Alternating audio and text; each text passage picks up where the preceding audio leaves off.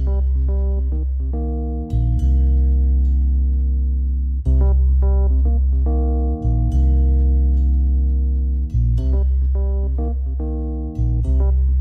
and welcome to another episode of Video Game Logic. Today's show was recorded on April the 4th, 2017. I'm your host, Gaming Psychologist, and with me, as always, my rescuer for the week. Caffeine Rage, and I'm not sure if I like where this is going. On today's show, we will of course discuss the games that we've been playing. TotalBiscuit and Jim Sterling paid a visit to Valve. Persona 5's devs threaten streamers. We Happy Few is getting a movie adaptation. PETA whines at Nintendo. We'll have our weekly community corner and our weekly Steam Discovery Cues. Hello, Rage. And timestamps will be available in the show notes and the YouTube descriptions. Oh yeah, I forgot about that. Thanks. Good catch. I think I'm like 50-50 on remembering that, so yeah, just every time I forget, feel free to barge in there with it. Actually, I'm probably a little worse than 50-50. Maybe like 60-40. Yeah, 60-40 or 70-30 or 80-20. I don't think I'm quite 90-10 yet, but well, there's always striving to to hit that ratio. So what have you been up to this week, buddy? Fighting the damn YouTube in-card tool and whining about it on Twitter. That's the place to whine about things. That's where I do all of my whining. Yeah, let's just put it this way. Acid engineers were right. It's damn hard to get a square peg in a round hole. Because here's the thing. Okay, my avatar on YouTube is a diskette, a floppy diskette.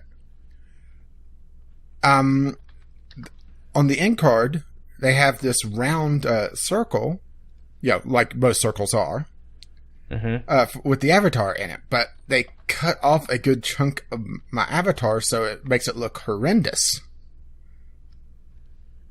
So I've been trying to get something that looks decent, or try to get some video trick to get it to work, and it's beyond my abilities.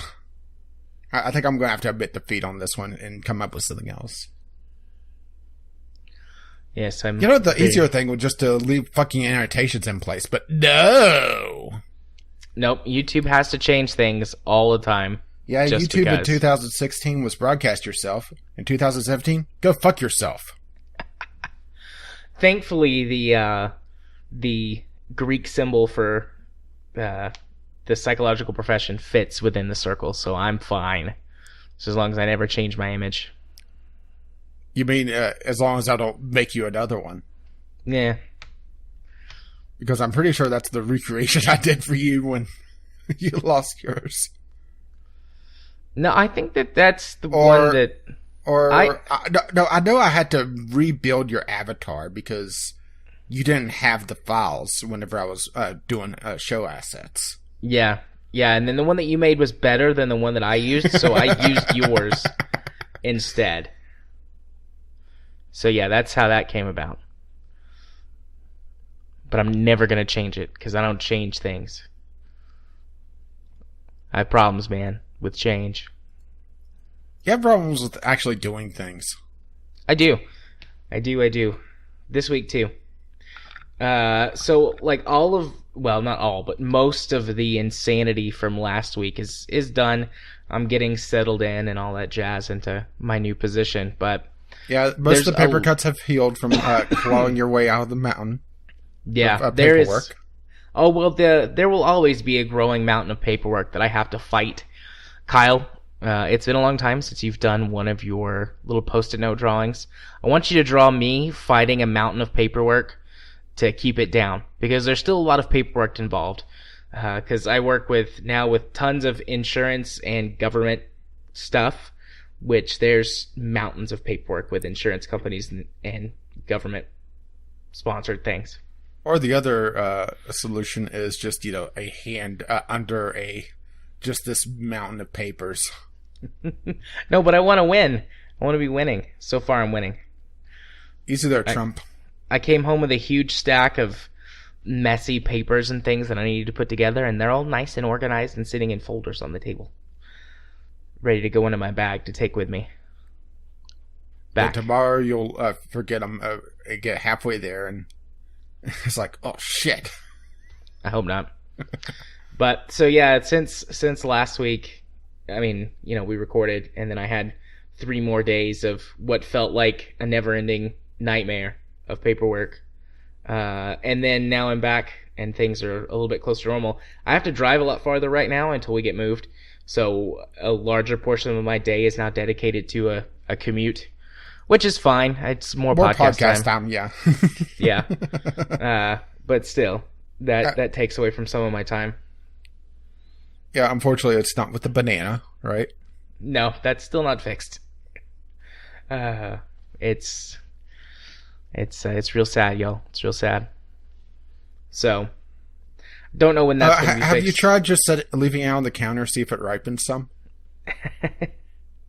It's sat outside in the rain and in the sunshine and in the cold. If it's not ripened at this point, it's never going to. Nah, I think it's gone to rotten. Best throw it away.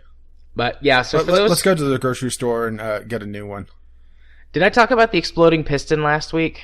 Well, you mentioned that bad things were in the cylinder. Yeah, one of the pistons basically exploded. Okay, I'm not a mechanic, but that doesn't sound good.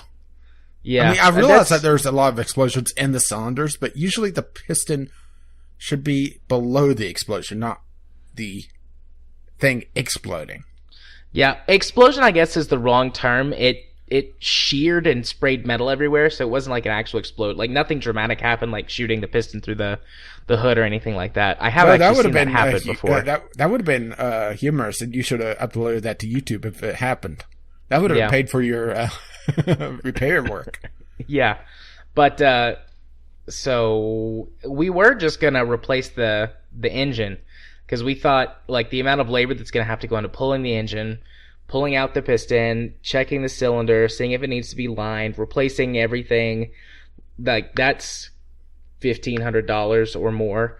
And we thought it would be cheaper to find like a remanufactured, rebuilt motor, but no, it's not. When you drive a sports car, things like that. Oh, well, when you drive a sports car that's not a Mustang, things like that are incredibly expensive. It's like $3,000 for a remanufactured engine, $5,000 for a new one. So we were like, yeah, we'll just fix it, but fixing it takes a lot longer. So it's still not fixed. Shit's fucked up, yo. It is. But, so yeah, I guess this will be a nice transition to games. I have not had hardly any time to play games this week. And you haven't played too many either. So this might, if we don't get sidetracked, this might be the shortest game section we've had in like 2 months. Don't worry, I'll make for next time. Well, a lot of my game time was eaten up by finding the YouTube end card tool, trying to make that look decent and failing miserably. Yeah, which, yes, I realize. If I don't make it look decent, then it fits the rest of the content on my channel, but still. Oh, and beyond that, I had I can't really call it a failed Sunday sampler. I just had one of those weeks that everything I tried just didn't click with me, and I didn't have anything really in reserve to fall back on just yet. Yeah. Which, happens. The thing that I had new that was interesting was another visual novel, but the thing is that I just didn't have the time to do it because visual novels take a long time for me to do a Sunday sampler on. Even, the first impressions, I usually like to get through most of, if not a complete storyline. So, that's usually several hours. Then, for visual novels, it's not my off-the-cuff. I have pretty much the entire script written out, which takes me a lot longer to do because I lack the writing talent to be able to knock that out very quickly. Right. And I also go through and revise things quite a bit whenever I'm doing the editing and just the recording of it in general. So I would say a visual novel Sunday sampler takes me a good 2 to 3 times longer than the usual Sunday samplers, even from start to finish. And I just didn't have the time for the visual novel. That, and I honestly didn't want to have 2 visual novels in a row. So really a lot of my gameplay that I did that I could actually talk about, because I did set up a Roller Coaster Tycoon 3 this weekend, and got that working, because that requires a little bit of finagling. Particularly, getting the graphical settings working correctly, because it's an old game and it does odd things with modern hardware. Let's put it this way. If you turn the bloom on with the incorrect video cards, everything has this kind of nuclear glow to it. Well, that goes well with all of my playing of Fallout here lately, so. Well, unfortunately, I can't make the water green. Otherwise, it would kind of fit. But I did have a couple of games. I played a little bit more Faeria. I played most of the free single-player content. I've unlocked one of the paid campaigns just with the free currency that they gave me. And the free currency is given on a login bonus. So, yeah, that's actually really nice of them. Like I talked about last week, Faeria is very, very generous. And I played a little bit of Faeria online. I have to say, well, I tweeted this out. A victory at Faeria feels so much more satisfying than anything I ever did in Hearthstone. Bar none. And it's mostly from the fact that there's not a single I win card. Looking back at the gameplay overall, for the couple of matches I did, it was... my victories were I outmaneuvered them, or I had a superior tactic, or I did something that wasn't just a single I win card. Which is really refreshing, because Hearthstone, I'm looking at the upcoming expansion that comes out this week, and I see so many pretty much I win cards, or just complete turnaround cards. After playing Faeria, it's kind of off-putting, to be perfectly honest. Yeah, I still need to play Faeria. I think you would like it. Granted, the games are a lot longer, just because of the tactical nature of the board. And I think the turn timer is a minute 30. I know it's a fairly long turn timer, but because of all the maneuvering and everything, it has to be, really.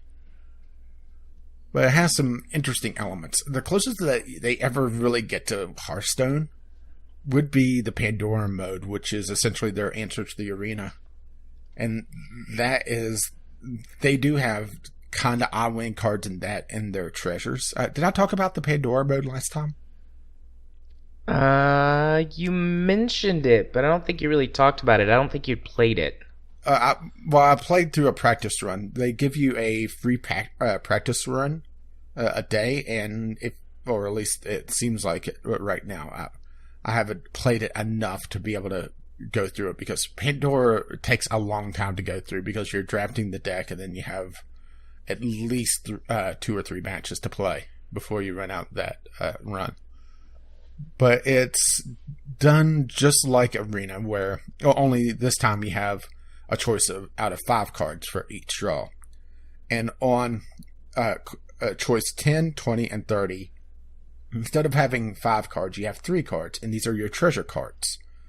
These are absurdly powerful treasures that are probably the closest that they ever get to a Hearthstone I win card. But even then, I haven't seen anything that is a definite game winner, that not without proper setup of the board, which is where the entire game really is set apart from Hearthstone for me. It's just that board. But as you play a Pandora game, as you go through the deck, you draw shards of Pandora. Once you draw, or once either person draws 5 shards total, which the shard, once you draw a shard, you also draw another card, so it doesn't rob you of your card draw. Pandora awakens, and then the treasures that you pick during your draft is shuffled into your remaining deck. And also the Faeria wells that are on the board that you have to capture to gain extra Faeria dries up. And the Faeria treasures are very, very powerful. For example, the one that I used a fair amount was a 6 damage with anything adjacent to it taking 3 damage, which 6 damage kills, I would say, about 2/3 of all creatures. Only the most powerful of creatures are able to survive it. Okay. So, yeah, a very, very powerful ability, but it requires a lot of land to power it. And that's the trade-off, and it's also a fairly mana-intensive card to use. But one thing I have noticed that I didn't really pay attention to originally was the difference in health. In that the gods, your playable character, instead of 30 health, like in Hearthstone, you only have 20. So it really, once you get to the point where you're dealing damage to another god, that's pretty much game over. That's the end game. As a matter of fact, the game that I won, I didn't do any damage to him. I got him essentially in a checkmate position, and he surrendered. And this was because I put a land that I controlled so I could summon things on it adjacent to his god, and he realized he was fucked. And he also had a 9/9 right there at him. Nice. But like I said, that is outmaneuvering him. That's seeing a hole in his defenses and exploiting it. And that's why I really liked Faeria, and why I still like it. They are also, like I covered before, very generous with their cards. Going through the single-player content, it feels like I'm actually competitive because I've gotten enough cards to be able to do things. And combine that with being able to go multicolor to have a bit of flexibility, which I was a little confused on what the difference between yellow and blue, because they're both movement colors last time. I played enough now that I've found out that yellow tends to have flying and haste creatures. Flying is single tile movement, but they can move over water. Blue has a lot of jump creatures that is 2 spaces of movement, or aquatic creatures that could move through water, or a blue land, but they're blocked off by standard land if they're an aquatic creature. So there's the difference between those two colors that I was kind of missing last time, just because I hadn't played it quite enough. But any questions about Faeria? I don't think so, at least not until I play it. I mean, like I said last week, you pretty much just sold me on the game. I just have to find the time to play it. Yeah, but I'm really looking forward to...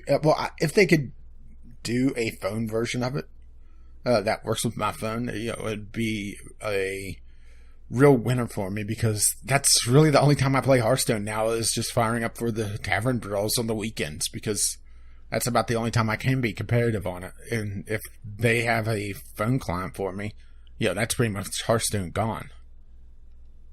Because honestly, I'm enjoying this far more than I ever did Hearthstone. I haven't felt frustrated because I liked a card. Yes, there are analogs to other cards. There is a mind control card, but it is essentially a version of mind control / power word death, or power word pain. 2 attack or less, you're able to mind control it, but it's also a very expensive card. There's a version of polymorph, but the thing is that the polymorph you may not want to do, because it creates a frog which has a jump ability, and it's a 2/2. So it's still a viable creature, and if you're able to buff it, you're able to take that and turn it against them. So it's one of those things that there's yes, there is the analogs to a lot of Hearthstone abilities and a lot of Hearthstone mechanics, but it's changed enough that I feel competitive, even with my limited card set, and I've only gotten 1 legendary so far. And even the legendaries, Well, here's the legendary I got. I got a green legendary. I blank on her name, but she's called the Relentless. Every time she dies, she goes back to my hand, but she gets a buff. At the first time I summon her, she's very expensive for her price. Second time I summon her, she's about average. And then beyond that, she's a very, very cheap creature for her attack and health. So it's one of those cards that you kind of want to sacrifice in order to get it again to get that buff. It's a very interesting mechanic for a legendary. And that's what the legendaries tend to be, is just interesting mechanics, but not instant I wins. Right. And there's still ways to get rid of that card. You could incapacitate her, you could frog her. You could just block her off, so you're having to sacrifice her yourself and you're not getting her killed, which makes it so that you're wasting a lot more time to build her up, because that's the thing about that legendary, is that it's a build-up legendary. So there's a lot of interesting mechanics going on. Yeah, it sounds... I love the strategy aspect. I love that it's not so much about having the right card at the right time. I mean, I suppose if you go up against somebody that just has way, way, way better stuff than you, then it would be difficult to win even with better strategy. But in general, being able to... that, at least just yet, because I've looked at some of the cards in the crafting mode, which I've finally unlocked, which the crafting mode's pretty much like Hearthstone. You're able to disenchant cards that you have, well, in this case, more than 3 of, because that's the amount of cards that you could have, multiples you could have in a deck. Except for legendaries, which is a single card. But I haven't seen anything that is truly a I win card. Right. And that's the huge distinction, is that Hearthstone, it feels like... it feels almost like an anime of a card battle game. Aha, I've got you. I've activated my trap card. Now go fuck yourself. You know what I mean, though? That feeling of, oh, well, I have this one card, and that's going to win the battle for me. In this, it's more trying to march across the field and taking land, taking territory, and building up your, essentially your army. And the fact that they're also going to have co-op stuff in the single player is going to be really interesting. And just the fact that the single player is so generous. I mean, I've called it generous several times, but that's the fact, is that the chapter of the single player that unlocked with the free premium currency, it was 4,000 gold normally, which is the normal currency that you get, which is probably, well, just doing the daily quests would be about a week's worth of content, or a week's worth of stuff. But you're getting that back exactly with just the chests that you get, the essentially the booster packs. And then you get a little bit of extra gold on top of it. And this is on top of be able to do the your dailies in that mode, and the single player objectives, which are completely separate, which also give you things. So it's one of those things that you don't go immediately into the multiplayer. You spend probably a couple days just in single player, getting a feel for the game and going through the single player content, get those booster packs to unlock a lot of stuff, and to boost your level, to also give you the formulas to kind of the blueprints for various decks that you could then modify. You don't have to use a formula. It's just one of those, it's their version of the starter decks. Right. And it gives you more of an idea of what to do, or different interesting mechanics. But that's also where the single player is teaching you. Teaching you, maybe it's not always the best to immediately go for the kill. Maybe you want to do something else first. And I will say that some of the single player content is damn hard. Right now I'm stuck on one of the epic level single players, where it has a special rule that after the NPC's turn, every time he evolves everything randomly to the next level up of mana. So a 1 mana creature will level up to a random 2 mana creature.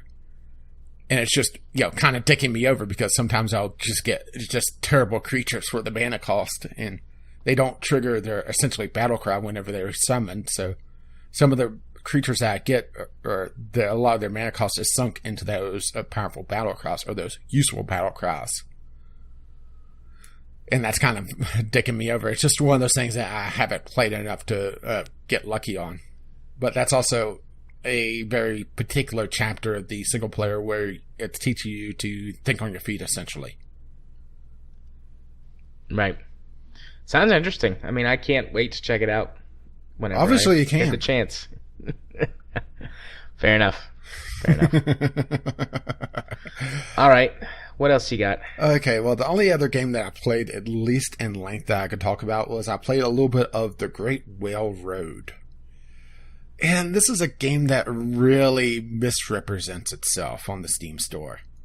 Because you look at it, take a look at it right now. It's actually on my wish list. I've looked at it before. Yeah, this looks pretty much standard RPG Banner Saga, doesn't it? Yeah, that's the vibe I got from it. Was very Banner Saga-esque. It's a management game. Really? Yeah. Okay. It's a management game with some RPG elements. And that was really, really, really off-putting to me. And also the combat is weird. That was also the other thing that was really off-putting to me, was that essentially your party has a loyalty meter to them. And the more loyal the people are, the sooner they'll show up in combat. So if you have a party that's not very loyal to you, you'll spend several turns being by yourself, being beaten on by a mob of angry Vikings. And it's just, kind of off-putting. All right. That sounds like an odd mechanic. Although the fact that it's a management game kind of makes it more appealing to me. It was just one of those things. I went into it. It's like, wait a minute, this feels like a management game. And honestly, it's one of those that, well, there's a lot of people complaining about repetitive content in it, and I could definitely see where it's coming from, because it's one of those that just, it's very FTL like almost, where it has the random events popping up. And I can see that coming up time and time again.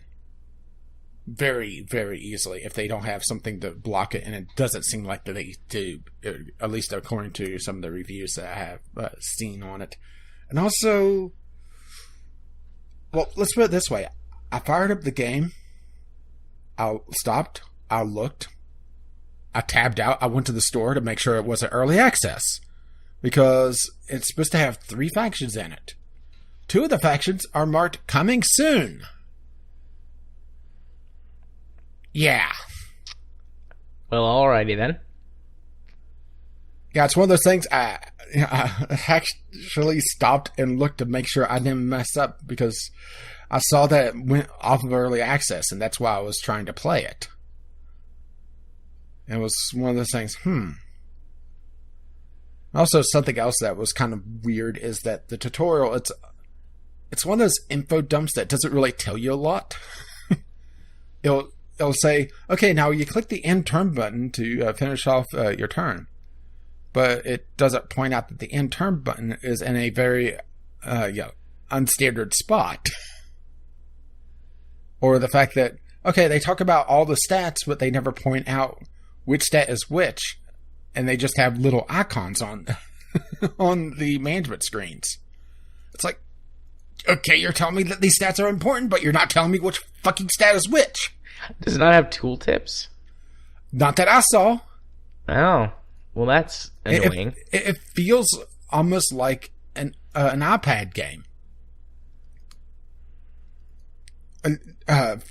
Which sounds, a lot more damning than I mean it to be, but, it's one of those things that it doesn't feel like it was really made for PC. Right. And that's the only thing I could really think of that would kind of fit as sort of an iPad game. And it's just a very, very weird feeling trying to play it.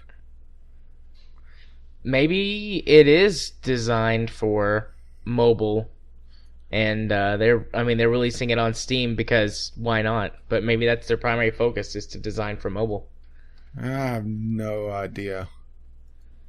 I mean, they say it's a seafaring RPG for PC. I humbly disagree.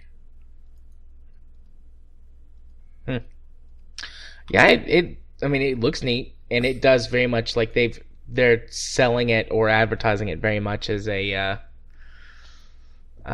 they're trying to Banner sell Saga. They're trying to sell as Banner Saga.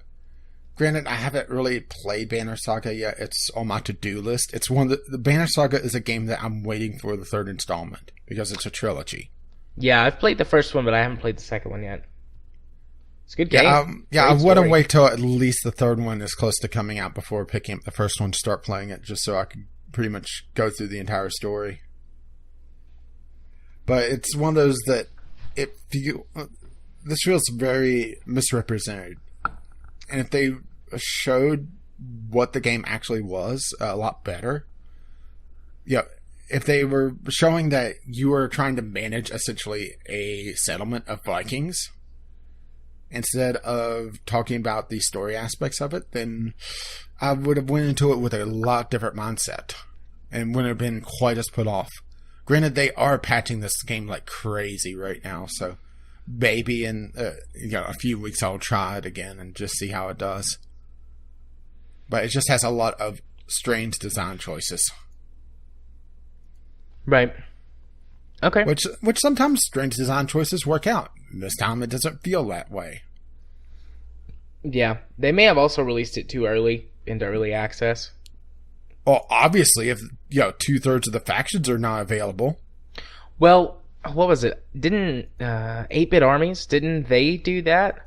Or did they release multiple versions of the game that all work together? I think they released multiple versions of the game that work together, if it's the game I'm thinking of. I know that there was one that they released a bunch of different versions that kind of linked together into a more massive game. I think it's 8-Bit Armies. A quick Steam search will. Yeah, because there's 8-Bit Armies. Yeah. Here we go. 8-Bit Armies, which is the original, like, modern military stuff. And then there's 8-Bit Hordes, which is, I think that one's fantasy themed. I think it's like orcs and medieval stuff. And then there's 8-Bit Invaders, which is sci-fi. And you can play all three multiplayers mesh, so you can be whichever faction you want for multiplayer. So it's kind of modular. Like, together they're the price of it's $45 if you bought all three, but each of them individually are $15 if you really only care about one of the factions. But originally that game released only as 8-Bit Armies. That, and they don't seem to be indicating that it's going to be like that. It's like I said, it's very strange. Right. I think it's one of those games that the developer has this particular vision in mind, but doesn't realize that the general gaming public views it as a different thing, as a different beast. Yeah. Which isn't a good or a bad thing. It's just, how it is. Right. That's the image or the idea that people have about what the game is going to be. Yeah. Alrighty. Yeah, so let's hear about Fallout. Yeah. So the only game I played this week, I mean, I did play some more Fallout Shelter, but like logging on once or twice a day to check on things. Like, no more fun, interesting stories happened. I'm mostly just training everybody in Fallout Shelter that goes out into the wasteland so that they'll be better and can get better stuff. I'm just saying they're playing my plot, my overthrow of the Overseer while petting my kitty. And running on the treadmill. Right now you're training in the endurance room so that you have more health. Maybe I shouldn't do that if you're going to try and... Well, I am second in line, right? Overthrow the Overseer. Wouldn't Katie be second in line? I guess we'll have to ask her. You two can fight about it. She's got power armor, but you've got a Gatling laser still. Cause you still have the best weapon, but she has power armor. So yeah, but she's also fucking brutal. She is. She's killed again in RimWorld, by the way. Wasn't a colonist, at least. Oh, sad day. But just nearly cut a guy in two, actually. She's very wicked with her blade. That's my girl. Yeah, she has a sword. Anyways, though, so mostly what I played this week was Fallout 4. Just exploring the wastes. I'm level... What level did I get to? 14 or 15? I have done no quests beyond the very first initial quest that it makes you do once you leave the vault.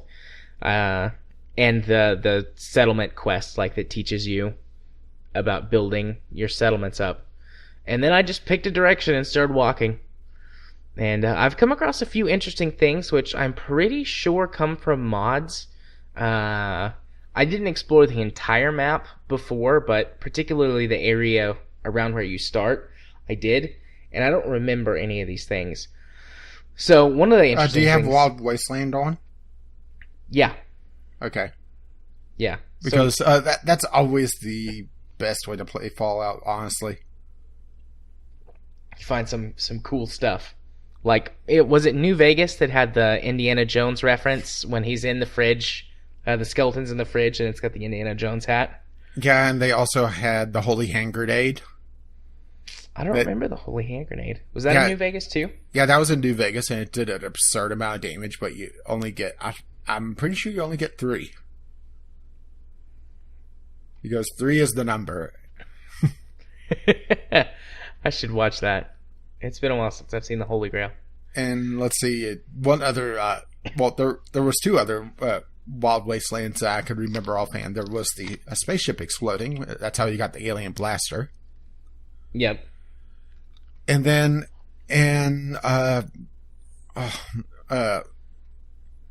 shoot, I'm blanking on the name of the expansion. The essentially Aperture Science one. There's 2 there that I can remember. There's all the letters from the high school sign is stolen, and later on in the level you find it spells out Wolverines. I've never seen that one before. That's amazing. And also in that expansion, there's a bunch of dogs playing poker. Oh, that's great. So I stumbled upon... Are you familiar? Sorry. Sorry, I was just... Old World Blues, that's what it is. I knew it was Blues, but I couldn't remember the exact title of it. Okay. I need to go back and play New Vegas. Are you familiar with the Cult of Adam? Or the Church of Adam? I think they were introduced in Fallout 3. I don't know if they were in Fallout New Vegas. Is that the people that were worshipping the bomb in Megaton? Yes. Then no. Okay. I'm joking. Okay. Well, anyway, so I was just wandering around and I stumbled upon this garbage dump or landfill or something like that.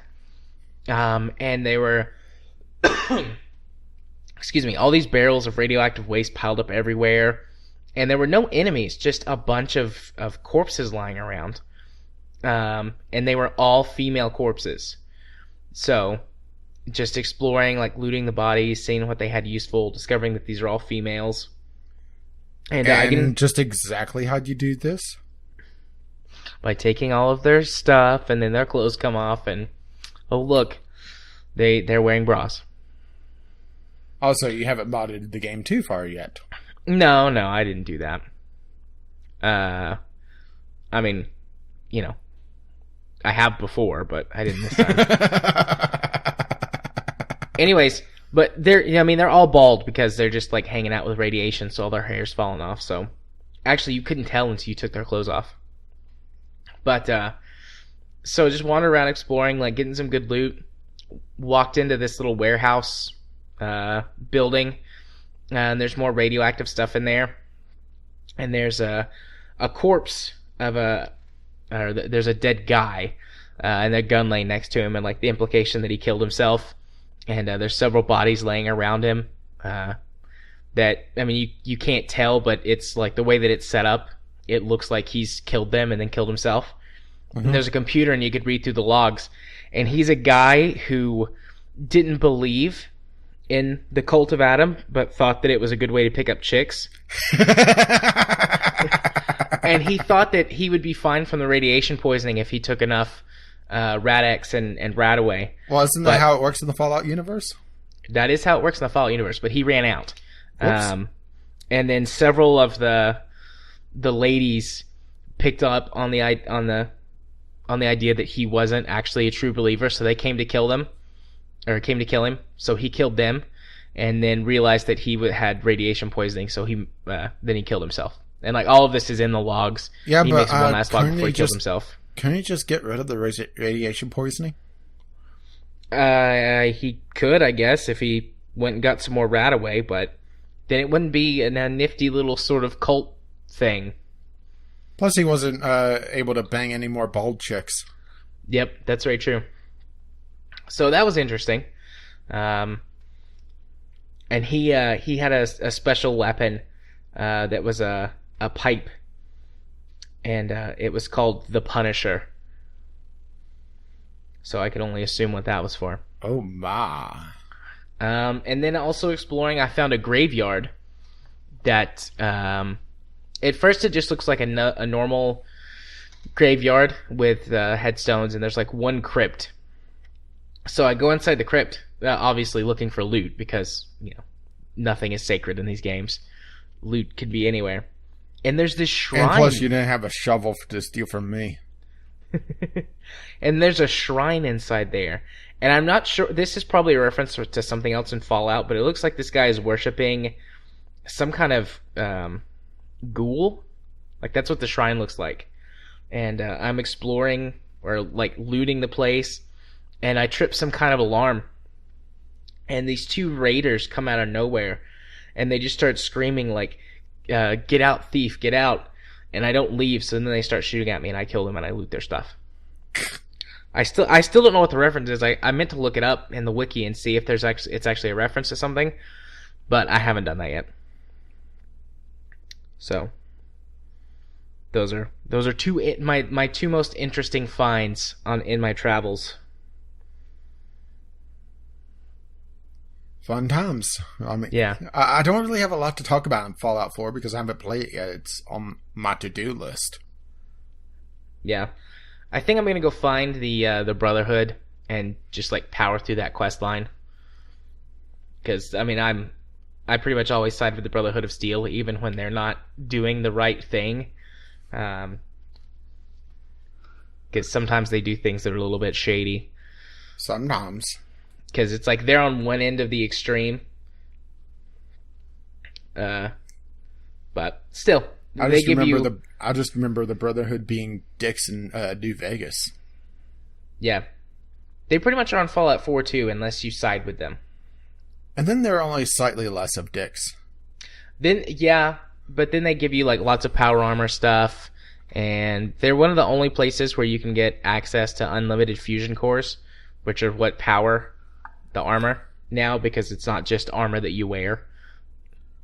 It's like a little tank you get into and walk around in. Which in some ways is neat, and in some ways is incredibly frustrating. Because it requires maintenance, and you can't just like get in power armor and go everywhere. Yeah, I mean, anything that has stairs, you're just looking at it's like, fuck.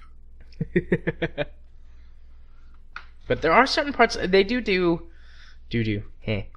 some interesting things with it, like story-wise. Some of the places that you have to go, they're like, well, because power armor confers more benefits to you than just armor and extra strength. It's got like you can go underwater in the power armor indefinitely, and you can it has at least until your power runs out. Then it becomes a coffin. Then it does become a coffin. Actually, you can still move power armor without the battery, but it's very, very slow. It's like a manual pneumatic system lore-wise. It's like, oh, your batteries ran out, but you can still limp this thing home by cranking all the hydraulics Get yourself. out and push. But the power armor has like a really high radiation resistance and flame resistant, so certain places that you go for quests, it's like, well, you should probably take some power armor if you have it, because it'll make this a lot easier. Otherwise, this is going to be very painful. And you're going to become a mutant from all the radiation. I like the way radiation works in Fallout 4 compared to other games, the other Fallout games as well, because before, in the other Fallout games, you have basically a health meter and a radiation meter. And as you get more and more radiation, more and more bad things happen to you until you eventually die from radiation sickness. But in Fallout 4, it basically just takes away from your health bar. So the more irradiated you get, the less health you have. Which kind of works. Yeah, it lacks some of the interesting things that you can do from the other Fallout games, but it makes it much simpler and easier to track. So yeah, it's like, oh, well, I only have just a sliver of health. Time to take some brighter away and stop banging bald chicks. Yeah, maybe if he put on power armor, he'd be okay. I don't know how he'd bang bald chicks through power armor, because I think if you cut a hole in it, it would kind of defeat the purpose of the power armor. Simple. He brings them in with him. Power armor for 2. Oh my! So yep, that's all. Power armor's rocking. So yeah, that's all the games I played this week. Fallout 4 for like 6 hours. It's probably gonna be like that. I don't know. I'm gonna try and intentionally play a couple other games this week, just so that I have more to talk about for the next podcast. But I really am sucked into Fallout 4, and I wish I had like 50 hours to just sit down and play it. But it is kind of nice to just play it for like an hour and a half or 2 hours at a time. And it's like, all right, I've completed what I set out to do in this play session, and now I'm going to stop. Like, there's this weird sort of... I guess it's not weird. It's just like, normally whenever I play games like that, I'm like, okay, I'm just going to go until I can't play games anymore, and I'm like falling asleep at my desk, and then I'll pick up where I left off tomorrow. But now I set like a little to-do set, or a little... make some little to-dos, and it's like, okay, gotta do this, gotta do this. And once I complete those things, it's like, okay, I played for an hour and a half or whatever. I completed what I set out to do, and that's it for now. Which is kind of against the way that they design open world games these days. I know. Because honestly, open world games is such a time sink. Yeah. It's really refreshing to play that way too, and I'm super glad that I went with like all of the OP starting gear, because like I said last week, my main purpose is just to explore and relax during all of the stressful stuff that's going on. And so not having to worry about anything, it's like my 10mm pistol is so powerful, it can kill most enemies with one hit. And so it's like just playing the game on easy mode, essentially. And it's fun. I'm sure, like, I've found a few enemies that take multiple hits to kill, and I'm pretty sure that, like, as I continue to level up, well, I mean, I know as I continue to level up, that advantage is going to go away. Is the enemies I'm fighting become on par with my equipment. But for now, it's still pretty OP, and I'm just exploring. Well, it gets rid of the annoying starting area, right? I mean, that's the big thing, right? Pretty much. Well, that's kind of how it is with all the Fallout games, at least the ones I've played them. To be fair, I've only really sunk time into 3 in New Vegas. But it's always that initial, I would say, for 6 hours in the Wasteland. That's probably overstepping it, but it really depends on a bit how lucky you get and just, what you can find. Just that initial hump of getting on par where you're able to take out things. Yeah, it definitely erased that. I've been playing in this new game for, I think my save says I've been playing for about 9 hours over the last couple of weeks. And it took probably 7 of those hours until I found a creature that took more than 1 hit to kill. But I know that when I get to the super mutants, whenever I stumble upon some of those guys, they're super tough. And the synths are really tough. Shoot them in the dick. Shoot them repeatedly in the dick. Oh, wait, that's what I've been doing in Halo. Yeah. So yeah, like I said, those are all the games I played this week, or all the game I played this week. So much for this being a short games we played. Yeah, I know. We stretched it out. We didn't make it to an hour, though, all the way to an hour on games we played, so it is shorter than the last few. Yeah, we'll have to fix that for next week. Yeah, I'm sure. I mean, I only have a few games in my library that I can play. Yeah, only one or two, right? Yeah. Okie dokie. Well, unless you need a break. I'm alright. The question is, do you? Might as well. I need to fill up my water. So we'll take the elevator down to the news section after this. I need to get some more elevator sound effects.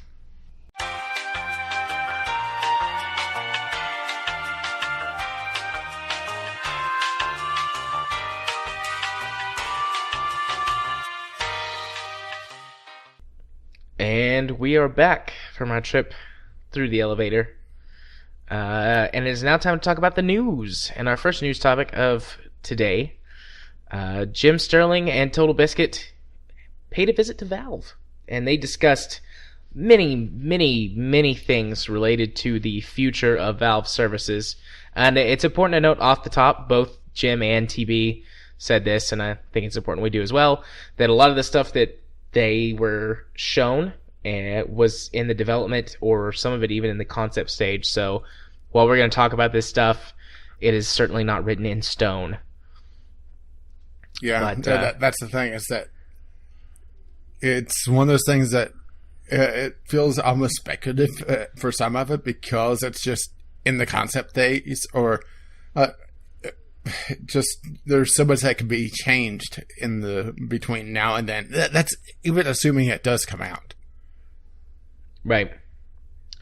So there's a big list here. Do you want to just go down the list and talk about things? Yeah, let's just go right down the list, because they do bring up Steam Direct right off the bat. We're going to be using the Tech Raptors kind of breakdown, because I'm not sure how long Jim Sterling's video was, but TotalBiscuit's was over an hour. Yeah, Jim's video was about 25 minutes, I think. TV got really long-winded about certain portions. Yeah. Well, that's TV's thing, is that he is very long-winded and in-depth on a lot of things. So, yeah, that's kind of why I prefer him, to be honest. Right. But plus, they both focused on different things. TV spent a ton of time on the... the curator system. Yeah, well, he has the 2 of the top 10 curators. Yeah, and Jim did not hit on it very much. He focused more on the Steam Direct and Valve's new potential security measures for dealing with things like, for example, digital homicide, and them trying to sue Steam users and suing Jim and all that other stuff. He spent some time talking about that, and that Valve is going to be introducing some protections into the Steam Direct system to help deal with that. So he spent a long time talking about that, because that personally affected him. So, anyways, let's just start at the top of the list, or with the first thing on the list, Steam Direct. So, this is essentially opening the floodgates. Yeah, there was no confirmed number, but Steam did confirm that the price to put a game through on Steam Direct was towards the lower end of the estimates, and they still hadn't completely settled on the number, but I believe it was Jim who speculated that it will still be close to the $100 figure. Yeah, which is pretty much what that is what Greenlight charges right now, so it's essentially bypassing the entire voting process, which it's tough to really talk about if it's a good thing or not, because the Greenlight process is so flawed. It's just one of those things that some developers just give out a bunch of stuff to get keys, or to give out keys to get votes. There's really good games that just don't get the attention because they may have a very bad title, or just not really good assets, or they're just in the concept phase when they originally put their stuff on Greenlight. And that's the thing, is that there's a section on Greenlight for concept, and people look at the concept stuff and think, well, this doesn't look done. Well, no shit. Yeah. So I'm reading through the Tech Wrapped article, and they did do a couple things that don't quite understand why. They've got some of the things related to Steam Direct down here in this good, the bad, and the fake. Because I'm about to mention the fact that Valve told TB and Jim that they actually employ, or they're going to begin employing a company that is going to check all Steam Direct submissions to ensure a certain base level of quality control. Like, does this game have an executable file? Does this game have directly stolen content? Does this game have assets that load properly? Does the game, even if it has an EXE, will it actually load on a variety of different machines and things like that? Yeah, so, what's the fact that this isn't the standard now for Steam? It's sad. Yeah, it's very sad. There's a lot of people that have different varying ideas on where Valve should step in on just what they cut off on Steam. But I think a baseline should be the game fucking runs. Yeah. I mean, it's hard to argue below that, right? Yeah, like minimum to entry, your game must actually work. But, I mean, has been tons of examples in the last year or two of games making it on Steam through the Greenlight system or whatever, and they don't even launch. Or they have viruses in them. That's another thing that I think it was Jim. It might have been TB that said that their new QA team was going to ensure that there were no viruses. I've never heard of a virus getting through. I have seen a couple where the game didn't have an ending. There was one where a YouTuber was doing a Let's Play of a early access game. Or it wasn't early access. It was actually a full release, now that I think about it. A new Greenlight release. That he got to a certain point in the game and just had a black screen and said, essentially saying, we'll finish the game later. No indication of that whatsoever on the store page. Fun. No, I've actually bought a game on Steam that had a virus in it, and whenever you install and launch the game, the virus went out and corrupted many files. I think I've mentioned it before on the show. I didn't recall that. It was. I may have just blanked on it though. Yeah, it's a. I don't know if it's still on Steam or not. I can't think of the name of it, but it was a train sort of battle game where that you. It was a real time strategy game where that you had to build like war trains and things, and that was how you moved everything around the map. But when you launched the game, it launched the virus, and then you had to go through and fight a virus. Rail Wars? Is that what it was called? I don't know. I could spend there some was time an trying to anime hunt called it, Rail Wars, but it's completely different.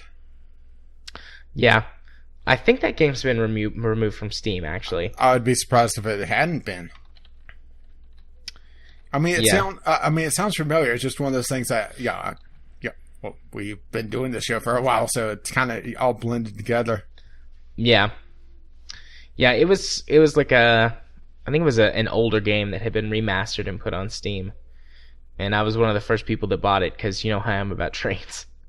And discovered it had a virus in it. And immediately reported it and all kinds of stuff. And it was on the store for a while after that. The devs claimed that they had fixed it, but more recent purchases, people were complaining that the virus was still there. So I assume it's just been removed from the store at this point. Yeah, I'm just shocked that the standard, it wasn't there in the first place, to be perfectly honest. Yeah. So Direct, interestingly, in the article, Direct gets huge coverage, but it's honestly not the thing that I'm the most interested in, because we've known about Direct for a while, and there's still plenty of speculation. I mean, basically all they said was like, yeah, we're going to have this QA team so that now that games can just be listed willy-nilly, we're going to guarantee that they will at least run and don't have viruses. Well, that's the thing, is that a lot of Direct requires a lot more of the store to function a lot more smoothly, because that's where we got the discovery queue segment from. Was kind of poking fun at just what the discovery queue shows. Yeah.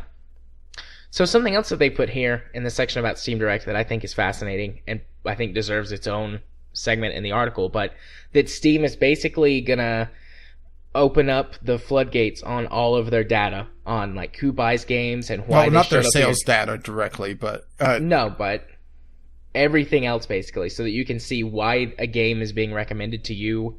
And I'm sure there's going to be a lot of collectors and things like Steam Spy, Steam Charts. Like we'll be able to incorporate that data. You could already hear Steam Spy salivating over this.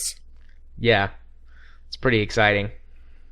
I'm actually really excited about it too, just to see. Like I've always wondered, like why did this game show up? Because about the only thing you can tell is it's like because it's similar to this game that you played. I think that shows up already, and I think because your friends play it.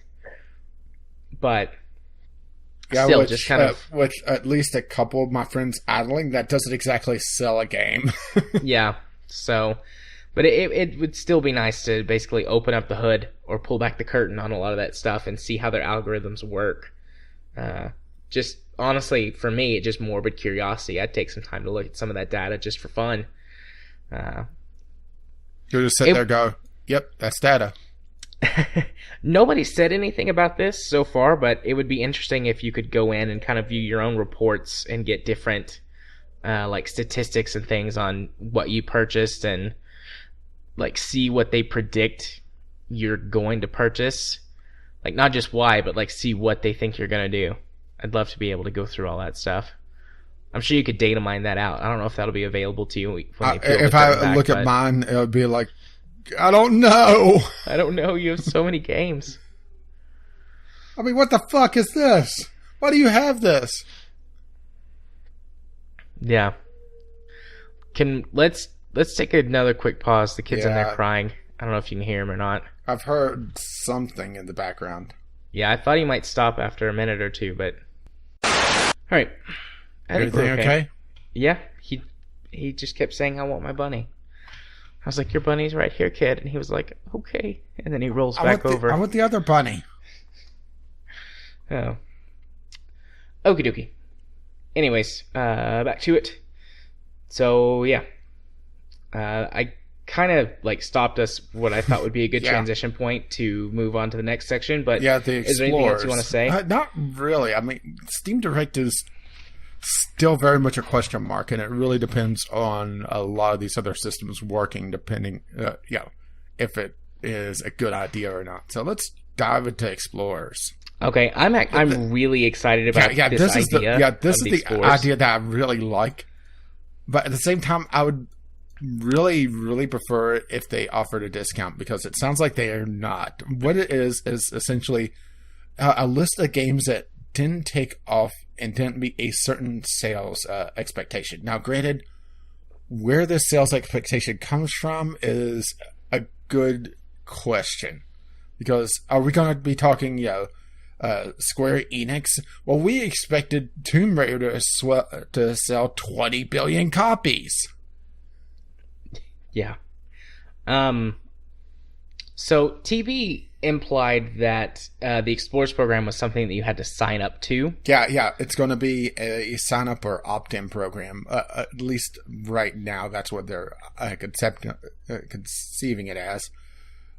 That essentially you dig around this list for a hidden gem, and to play it, and you will be given some sort of survey or something after a certain amount of time, and also possibly have a properly moderated, which, why do they not do this for other forums? That's another question for another day, perhaps. But a forum to talk about these games and try to organize playing together for multiplayer games, and trying to find the hidden gems of Steam.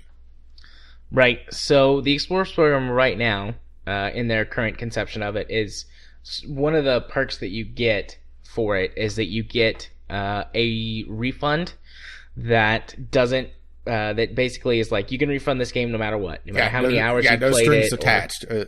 Which is huge. Yeah.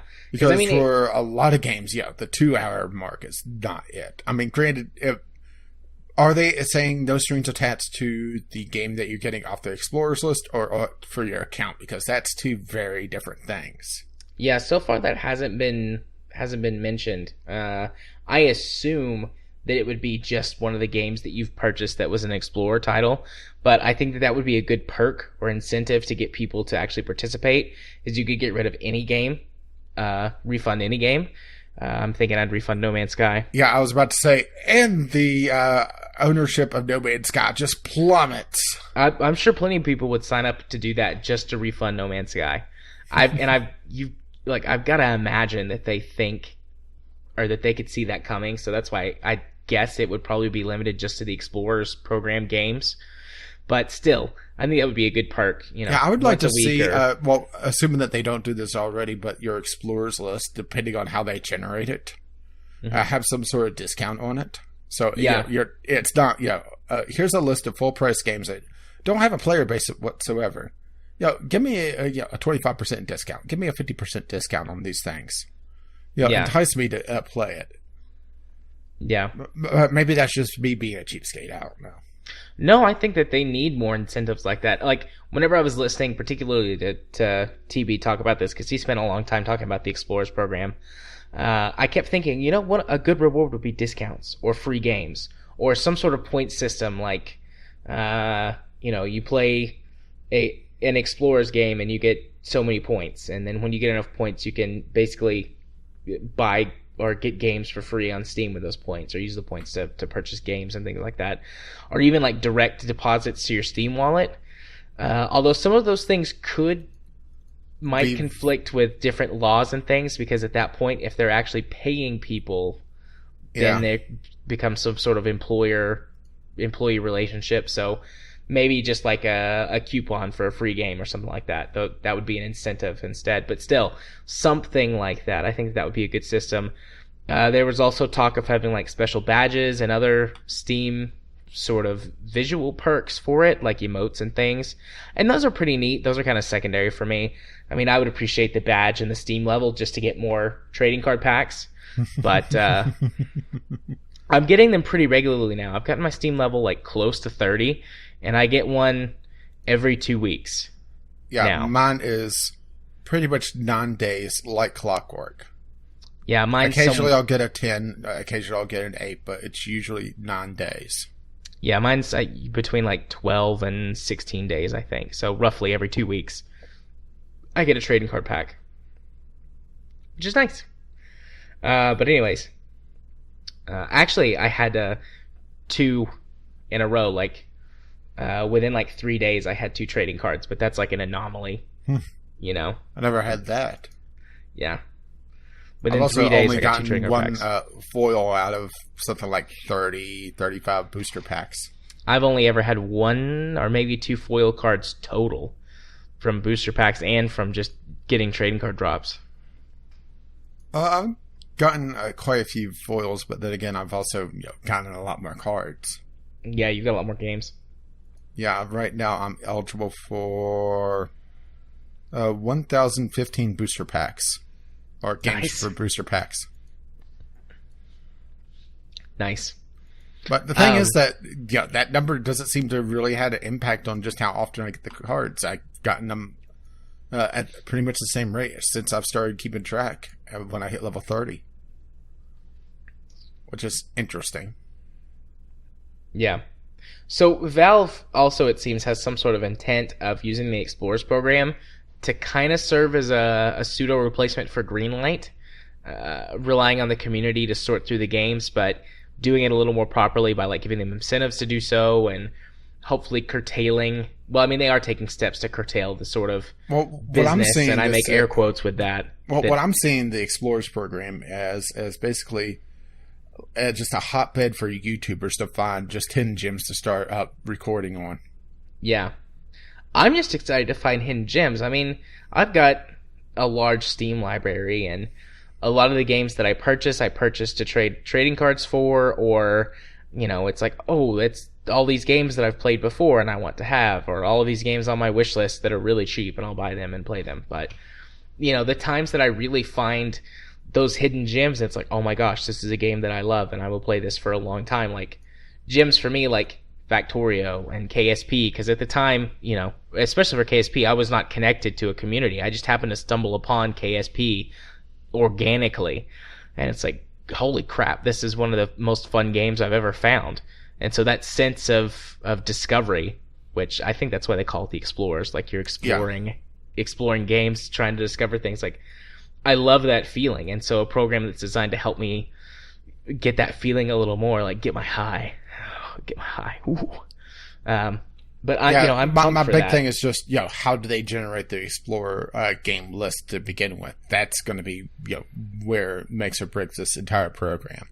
Yeah, because if it's just sort of a weird new spin on the discovery queue, then it'll be garbage. But if it's a curated list of games that meet certain criterias, then it'll probably stand a better chance of being successful. And hopefully it's the second one and not the first one. Yeah, so moving on to curators. Yes. So that we've completely neglected for ages. Well, I mean, the truth... And honestly, with all the talk about them changing the curator system, it hasn't really incentivized me to go in and spend the time to catch it up. No. I mean, honestly, the current curator system is just stupid. TV went on for like 30 minutes of his video about the curator system. And like you said earlier, of course he would, because he's got he's got the number one curator and then like another one in the top 10. Or 8. Yeah, I think the frame rate police is... Last time I looked, it was in the lower portion of the top 10. Okay, so yeah, like the top 5? Well, it was... I meant lower as in the second half. So. Okay. How do you just view the curators on Steam? Well, I'm just searching on Google to find them. Okay. Let's see. I'm not seeing the frame rate police on here. The frame rate police may have dropped. All right, top curator. Here we go. Top curators. TB is number 1. Yeah, the frame rate police is number 11 now. Okay, so they're just outside of the top 10. Yeah, they've dropped, but still 116,000, with the next one up being RPG Watch, which is 122,000. Yeah, so... But TB has pretty much... Well, he has almost exactly double of PC Gamer, which is the number 2 curator. Yeah. So, the curator system, it's just awful now. It's just bad. And that's one of the reasons it's time consuming to go in and do it. And the fact that it just sucks is one of the reasons that I haven't gone in and worked on it in months. But I like some of the new changes that they're adding, or some of the new changes that they're saying that they're going to do, allowing you to actually curate your curator list. Yeah. Because basically, if you want to change something now, you have to go into your list, and there's no way to search, there's no way to sort or separate. It just goes by most recent to oldest, and you have to just go through the entire list to find whatever it is that you want to change. Click on the thing, go in there, make your change, save your change, and for any changes you have to make, you have to do that for each individual item. So, for us, like, our purposes for our curator list was just to like list the games that we've talked about on the show before and have recommended for sales and things like that, and just say yes or no, here's why, basically. And we probably wouldn't ever go change those. But for someone like TB or some of the other big curators who might go in and change their ratings based on, or their recommendations based on updates and things like that, the system is just impossible to use. You basically would have to employ someone full time to do that for you. Like, that would be their job because it's so time consuming. But now they're saying that they're going to add search functionality, and I believe TB suggested ways to sort through by specific tags that you create for your curator system. Yeah, and he also talked about essentially a subsystem of the curator. He called it essentially buckets, where you could sort a bunch of games into this. Well, for one of his examples was the top 10 games of 2016. Have his curated list of that as a sub-list in his curator. Right. Which I would love, because then we could have your list and my list, and then we wouldn't have to put, like, next to it, our names or initials or whatever system it was we were using. So, I would love that. Yeah, it's just one of those things that it's very, very. Why the hell did they not do it like this? Yeah, it's the system of Valve where this is probably one guy had this idea and had a small team, and they just threw it together, and it wasn't really put through its paces like it would have been in another company. Yeah. So a lot of these very basic quality of life features that would have been caught in internal testing or during the beta phase of it just aren't there because that's not existent in Valve. Yeah. I believe also it was actually this one might have been Jim saying that when he talked about the curator list briefly, saying that he believed that people who manage curated lists should receive some sort of incentive or reward as well, because even with the changes, it still would be difficult to make a curated list and things like that. And basically he was saying that, like, look, we're the people who sell games now. We're the influencers who sell games now, and curated lists are part of that. And he wasn't advocating for like tons of free games or whatever, but just making it part of an overall Steam reward system to kind of link in with maybe the Explorers or some other things on Steam that could all add up to the same overall reward system. Which I also agreed with. I mean, it is a lot of work to put in the curation list, and with their whole new... Now, granted, there are some curators that's a lot easier than others. Like, there's the curator that just says Hodor. Yeah. The Hodor curator. Which, I mean, that's just a big joke, and that's, haha, very funny. I get that, but... Which, that kind of goes against the argument that TB was talking about, how he wants the curators to essentially be box quotes, but at the same time, the jug curators kind of negates the entire idea of, okay, why am I seeing a curator that his entire thing is Hodor? Why? I think that the joke curators would be less of a thing if the system itself was more serious. Like, I mean, there would always be some people who are like, haha, look at me, lol, memes, dank memes, all of that. But if the system was more serious and had more more utility to it, you would see less of that. Yeah, well, I'm just looking at the top curators, and some of these are completely useless. I mean, one of them is essentially a list from a YouTuber, just all the games that he has videos on. Yeah. With nothing there other than, hey, check out my video for this. I did a video on this. Right. I mean, you would see some of that too, but again, I think if the system was a little bit more fleshed out, you would see less of that. And I mean, honestly, if someone's going to do that, if they're going to have it where, like TB wants, where the curators become a box quote, and then you can follow them to see the box quotes more often, you need a curator for the curators. You do. Valve needs a lot more curation, and quality control, which we'll talk a little bit more about that towards the end that's of the coming list, up. But that's kind of the answer to all of Valve's problems, honestly, is, hey, do some work yourself instead of trying to count on algorithms in your community to do it all. Which, guess what we've talked about a lot? Algorithms and community. I know.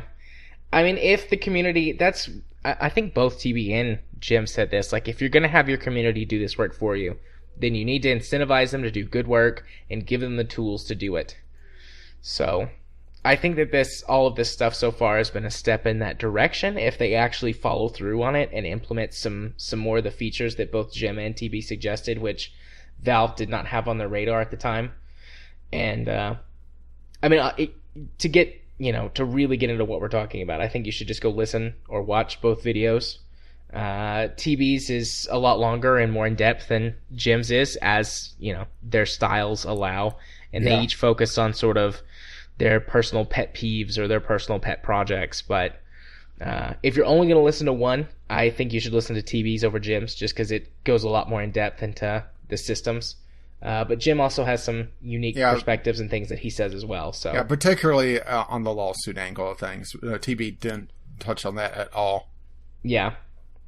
And we'll get to some of those protections and things and the way that they're changing the system to fight back against some of those things in a minute. That's towards the end. Actually, I think that might be the last one. No, it's not the last one. It's the second last one. But anyways, so yeah. Anything else to say on the curation changes? Not really. Okay. Next is one that I'm excited about. Same here. The keymailer system. So the way that it works, essentially, trying to dip a lot of the gray market in the bud. Right. So a long time ago, and you in can a galaxy still far, far away. You can still have one of these accounts, but I don't think that they do them anymore. As a press account, a Steam press account, which lets you have access to every game on Steam for free, so that you can review it or do whatever with it. But those accounts were abused at one point in time, so Valve stopped doing that, forcing developers to give out keys to be activated on Steam if anybody wants to, or if they want anybody to review their game or cover it or whatever. But obviously that has been abused as well. People impersonating other YouTubers or Twitch streamers, or sort of setting up fake accounts that look like, they have more users or listeners or whatever, and contacting these devs and being like, hey, yeah, if you send me a key, I'll review your game or play on my Twitch stream. Yeah, and my buddies would like to try out your game. Can we get 5 or 6 pieces of the game? Oh, right. Sure. And that ends up on gray market sites, and that's a pure profit for them and a loss of review copy. Right. So what this does is that it allows game devs to basically give people copies through Steam, so that they no longer have to pass out these keys, which I am very happy about this. They're not 100%, or I don't think TB or Jim said how specifically this was going to work, if there was like something you applied to, or if it's just a company wants to give you a key, you give them your Steam account. This is something. This is really going to come down to just how they handle it, because right now for my channel, I run through 2 different companies that are essentially a third party that handles the in-between between me and the developers giving out review copies. Well, actually, it's usually the publisher, but sometimes the developer. But how would I be able to get into this? Because that's the real thing. I mean, if it's just going to be for the big YouTubers, for the big Twitch streamers, this doesn't impact me in the slightest. It may actually hurt me in the long run. Yeah.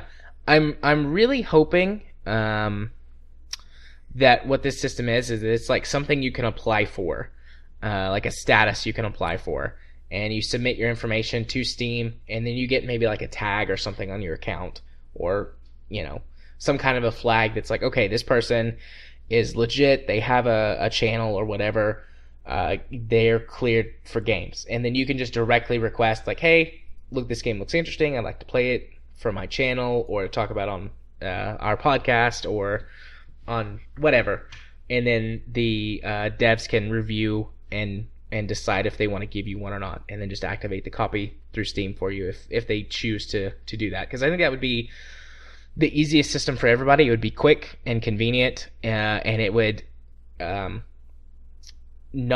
you wouldn't have to constantly like be submitting applications, and then it also gives the devs some control, because for example, you and I, we swear and talk about adult things. If a game dev doesn't want their game, we fucking swear. Yeah, if a game dev doesn't want their game, they want their game to be, say, in a more kid-friendly environment, I would totally respect a dev to be like, your guys' content is not for me. I want my game to be more kid-friendly or whatever. I totally respect their decision to do that, and I think that's a legitimate reason. And so that gives devs some control. That gives us, the users, or on the user end, I guess is the way to say that, some control, and just smooths the process. It also, I think, would lessen the chances for abuse, because if it's just a free system where it's like, if you qualify for this, you can access these games, that could be abused with like the Steam's family share program and stuff like that, or even just like, I'm never going to buy another game again. Yeah, I would imagine the press copies would not be eligible for family share. if they did this. You would imagine, but you might be wrong. Yeah, true. I don't want to... Because this is a Valve system. I mean, let's be perfectly honest. But then I'm... well, to give you an example, my itch.io press account. I have a press account there that has a lot of games. There's a lot more shovelware than Steam. Well, at least I hope. But at the same time, I have open access to a lot of titles here. Yeah. Granted, there's really no way to sort them, and that's why I don't use it nearly as much as I probably should, just because it's pretty much just a raw list of the newest handful of games, and I could dive into it a little bit more, but at the same time, it's... having an open account has its benefits and drawbacks, because it allows me to go in and start looking around to see what options I have, but at the same time, it's ripe for abuse, like you said. So there's definitely merits for both individual keys and just having the old style press accounts, which it's just comes down to really, we can't have nice things. Yeah, because there are shitty people. We can't have nice things. I think that this is a step in the right direction regardless of whichever way they go with it. And let's just hope that it's like 2 steps in the right direction instead of only one. Or instead of 2 steps forward and 1 step back, let's just keep it at 2 steps forward. Would be nice. But I'm almost half expecting this to be like 1 step forward, 1 to the side, and you put your right foot in, you take your right foot out. Do the hokey pokey, you turn yourself around. Yep. And then there's a dozen unsupported Steam features.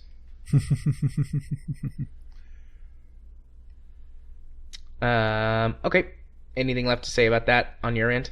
Not really. This is another one of those that really, really nice in concept. Comes down to just how they handle it. And they also talked about tying this into the curator system, which, once again, okay, we have 2 people that run the curator. If I recall correctly, I set up the group. So, does that mean I get everything? Does that mean that you get everything? Do we both get stuff? Do we have to set that up?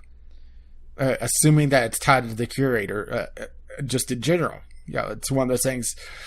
Oh, there's a lot of questions here. Yeah, good point. I didn't think about that specifically. And I'm sure that there are other curated accounts that have multiple users on them. I mean, I can't imagine that, like, TB, for example, does all of that curated stuff by himself. I know TB has a staff for other things. I mean, he's got a PR guy, and he's got a guy that does, like, editing and stuff for him. Like, I could imagine that he has a guy that goes in and actually puts stuff on his curated list. It might even be, like, a really trusted community member from TB's community. Like, does that guy get all the games? Would TB get the games? Who knows? It's Jesse Cox during his downtime. He's just sitting there in pink underwear. Only pink underwear. Jesse Cox's curator is in the top 10. I think this is like number 8 or number 7. No, that's just when he copies stuff from his from TB's. Oh, Jesse. I love you, Jesse. But Jesse has kind of grown on me after watching some co-optional. Granted, don't watch his stuff individually, but still. I don't hate him like I used to. So, progress. I like just about everything that Jesse Cox does. We're having an aside. I like just about everything that Jesse Cox does except his Let's Play stuff, which is like what he's most known for. I love every podcast he's on. I love the YouTube videos that he does that aren't Let's Plays, where he discusses topics or does Q&A or things like that. And I like a lot of the stuff, the content that he puts out when he's at conventions. But I just don't like his Let's Plays. Well, what's wrong with this Let's Play stuff? They're just... He's super completionist, and so he has, he'll just sit there and try to get something over and over again? Yeah, he's like, for example, for his last series on Dragon Age, Inquisition, he had like 35 episodes that were in the starting area. Damn. Because he was doing like he 100% things. And I find that incredibly boring most of the time. That's when you start looking around for something sharp to just slit your wrist to end the pain. Yeah. As you're dying, you just write on the wall, Jesse's fault, and just flop over dead. I blame Jesse. And people are like, who the hell's Jesse? Do you know a Jesse? I don't know a Jesse. Yeah. Okay, quick aside over. Are you ready to move on to the next section? Yeah, the good, the bad, and the fake. It's fake games. Yeah, so those games that I personally like to buy because you make money on the trading cards. Well, that's the thing, is that's why they exist. The bundle that you bought for $1 that had 50-some games in it. Yeah. So Valve wants to, and I can see why Valve wants to do this. Valve wants to get rid of these games. Like, someone finally beat it into their head that, like, look, Valve, you are a storefront, a business. The products that you carry are a representation of you. And all of these games that are just meant to be farmed for trading cards, all these little businesses that have popped up, to get games on Steam and to farm for trading cards and things, like, that looks really bad on you from a business standpoint. Like, you're just if I wanted anybody... to look at just shit games, I would fire up the Windows Store. Oh, sick burn. Or actually, more truth. No, that would be broken games. Fair enough. But so Valve is finally said, okay, we want Steam to be a place where you go to get good games, premium games. We want to be known no longer as a place where that we just will carry any old shit. We carry good stuff. So they've labeled these games as fake games, and they're working on making changes to not necessarily remove the games from Steam, but wreck those business models. So they're going to make some changes to the trading card system, and nothing has been hammered out yet, but the ideas that were floated by TB and Jim were that, one, there's sort of a level that you have to hit before trading cards unlock for a game. Like, either sales levels, like the game has to sell a certain amount, or it has to meet a certain quality standard, or be listed for a certain price. Yeah, this is on the developer, not the players. Right, yeah, the developer, not the player. Or the game has to be listed for like $5 before the trading cards will activate on the game. Because the games that do this, that make money off of the sale of trading cards. $dollar games. Yeah, $1 or less, basically. And so they're, saying, well, like, the game its base price should be, $5 or whatever. And then trading cards will unlock. Because, nobody's going to make money on that. People aren't going to buy the games to make money from the cards, so the garbage games, in theory, would die out. They've also... they just all go anime. Also, going back to the QA team that we mentioned before, like, to check games, like, one of the things that they've said they want to check for is asset flip games. Well, they said that they wanted to, but they can't determine whether a game is an asset flip or not. Yeah, I don't buy that for a second. Well, here's the thing, is that there's a difference between a game having assets from the Unity store and being just a trash game asset flip. That, one is just build out, in a day or two, just to be able to get more trading cards in the system to be able to make money off that instead of the game itself.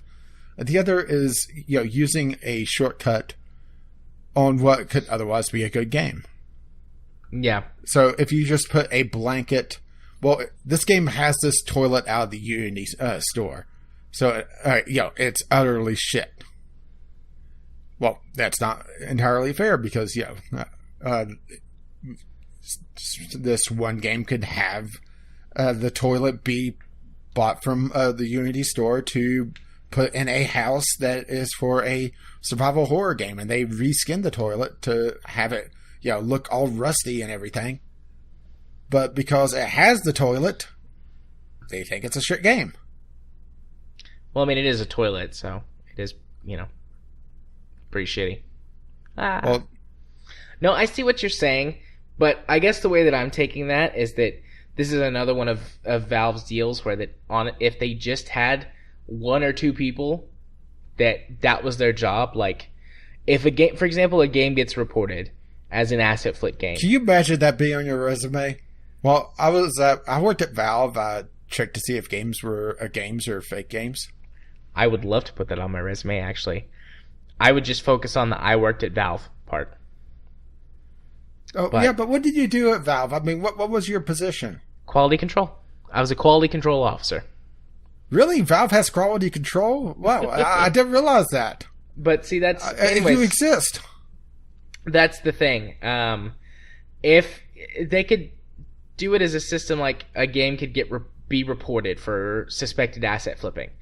And then there's a guy or a couple of guys or whatever, and that's their job. Whenever a game gets reported, they could go look at it. Because it's not too difficult to look up the assets on the Unity store and find the assets that are in a game, and then someone can determine, like, and usually pretty easily, I think, like, okay, this is an asset flip game, or just like a garbage game that's using these assets to shortcut to try and make a quick buck or whatever, versus, okay, this game is using these pre-built assets, and, maybe they could have done a better job or whatever to hide that fact, but the game itself looks like it has some work put in it, and these guys probably aren't artists.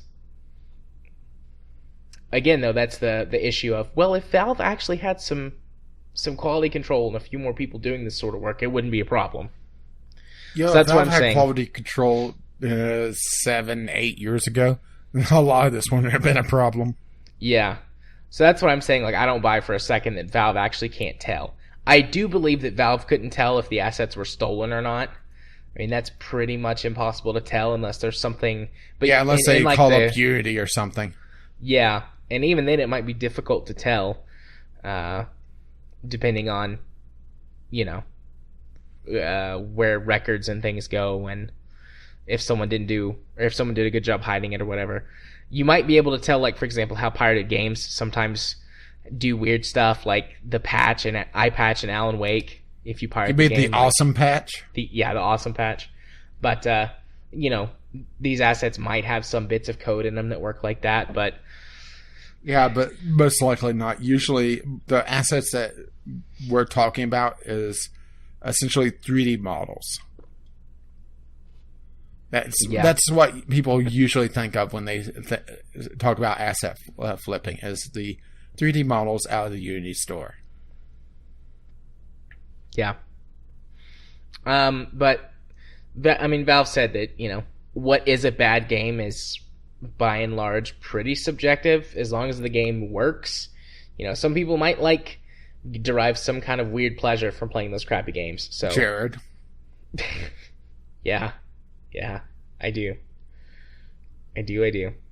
So they're not just Gaming Masochist. That's your new YouTube channel. The Gaming Masochist. I can handle that. So they're not going to go through and just blanket remove tons of games, but they are going to make it difficult, if not impossible, for people to make money. Yeah, they're attacking trading card. They're attacking the business model, not the game itself, which is the smart way to do it. Because otherwise, you start getting a lot of games that may kind of fall into this, but not really. Yeah. Games that go on sale very cheap or sell very cheap in general. Yeah, and I have played some of these games that I think are intended to just be that I actually have found some genuine enjoyment in for a short bit of time. So that doesn't count. I am. And I would be sad if they all went away. But, yeah. I'll be happy when they get rid of that. Or when they do that. Because I think it'll make the store environment a better place. It'll help to unclog some of the garbage that clogs it up. So, moving right along to Steam support, or did we want to talk about the copyright issue or the trademark issue that you said Jim Sterling mentioned? And since I didn't watch his video, I didn't see that. Yeah, we can talk about that now if you want. They kind of mentioned it in this article right here. Let's See, I'm very quickly reading through this article to see what they say. Well, they link it mostly to the fake games, mostly because that's where the seedier side of the Steam developers typically lie, is either the developers that just really shouldn't be the public face of a game company, or the ones that are just making money off the trading cards and attack people whenever they call them out on it. Yeah. So, excuse me. So some of the protections that Jim suggested was a sort of strike system, where that whenever these developers go through and do things like try and quell criticism by wiping their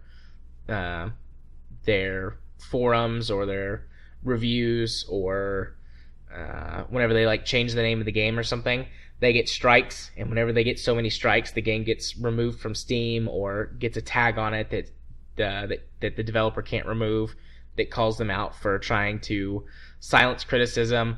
And Jim was also pushing that Steam has a sort of legal protective system for anyone who action gets taken against them by these developers. Like, for example, in his lawsuit with Digital Homicide, that it took them suing Valve before Valve did anything to them.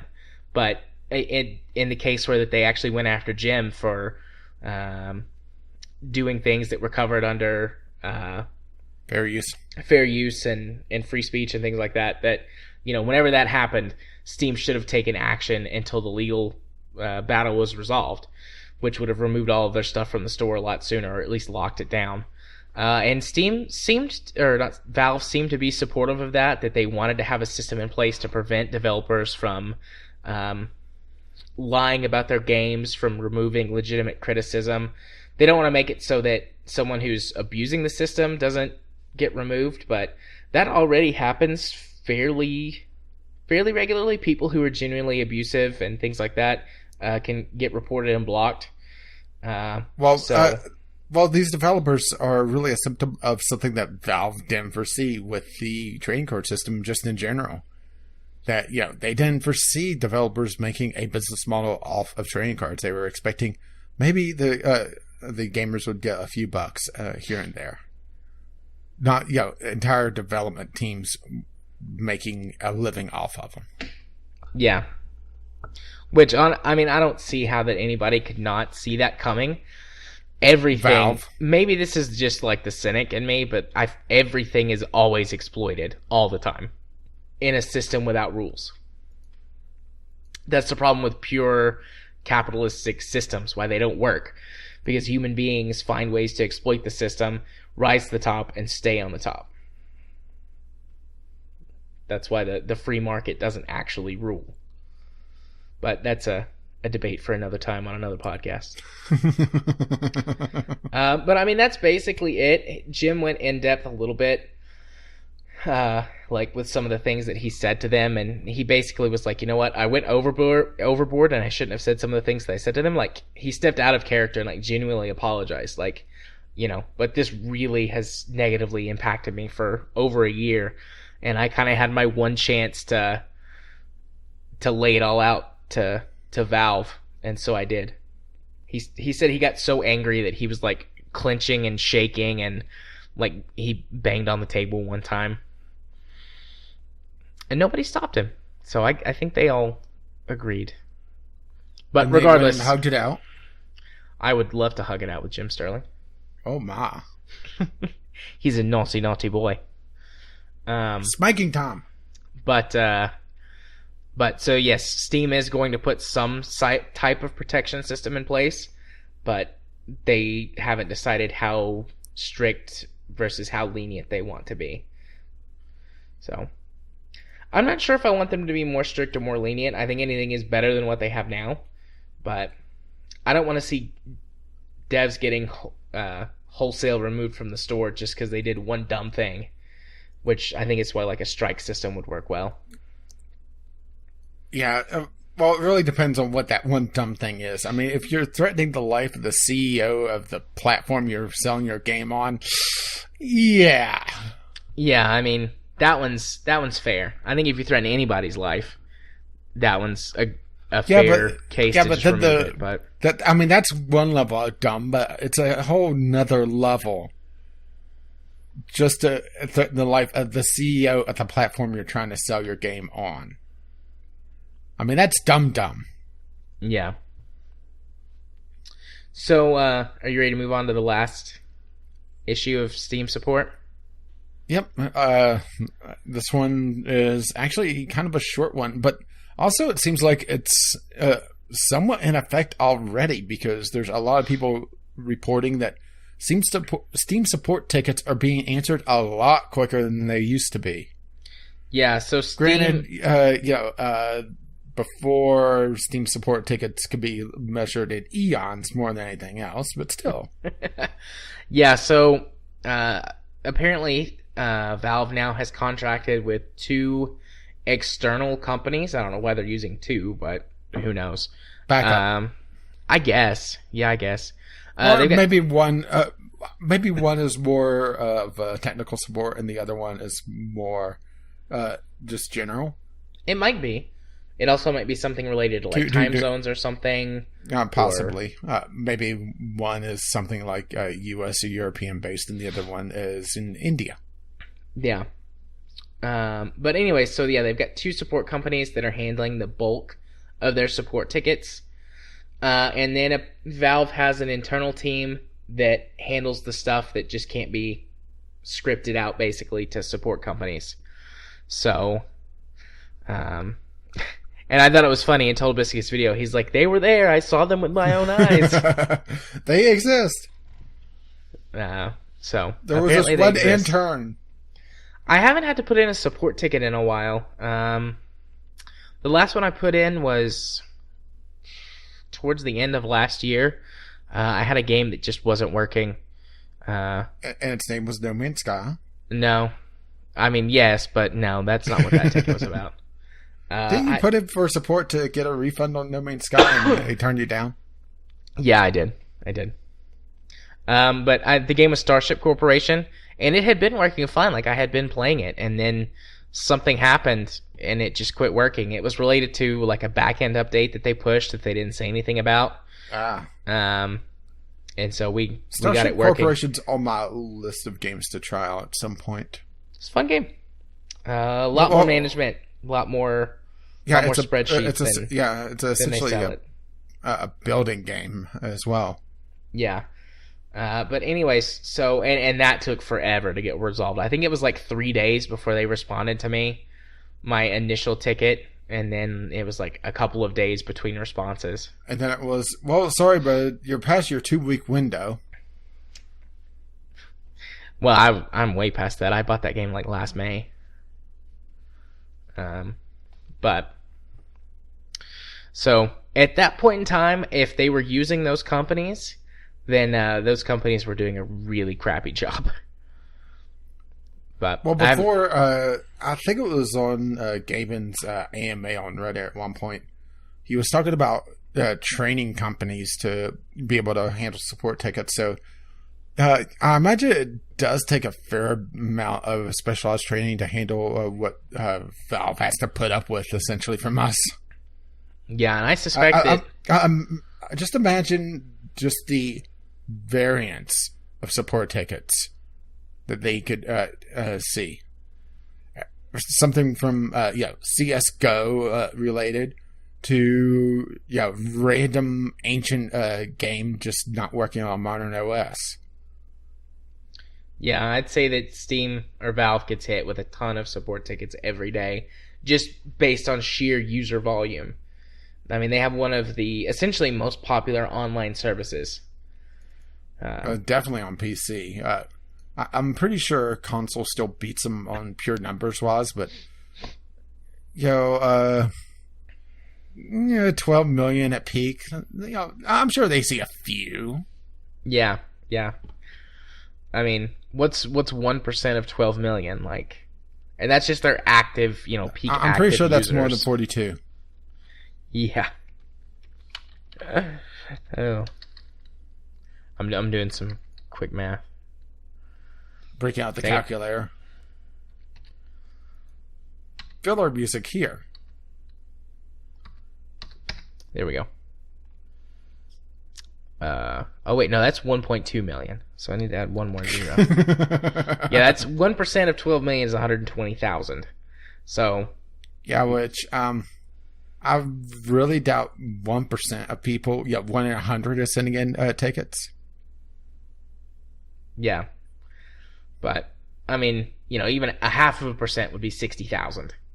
And that's just peak users. So Steam's over 100 million users total, right? I have no idea on total user numbers. I mean, it's 12 million peaks, and that's on a weekday, Yeah. Let's see. According to VG 24/7, in 2015, Steam or Valve announced that they had over 125 million active Steam users worldwide. Well, technically, they also have over 125 users. That would be true. That would be technically correct. That would be technically correct. And at the time, the concurrent peak was 8.9 million. Yeah, and right now, concurrent is hitting 12 million repeatedly. Yeah. So that's a pretty decent chunk. Yeah, that's a few people. That's probably over 150 million active users. So yeah, just a couple.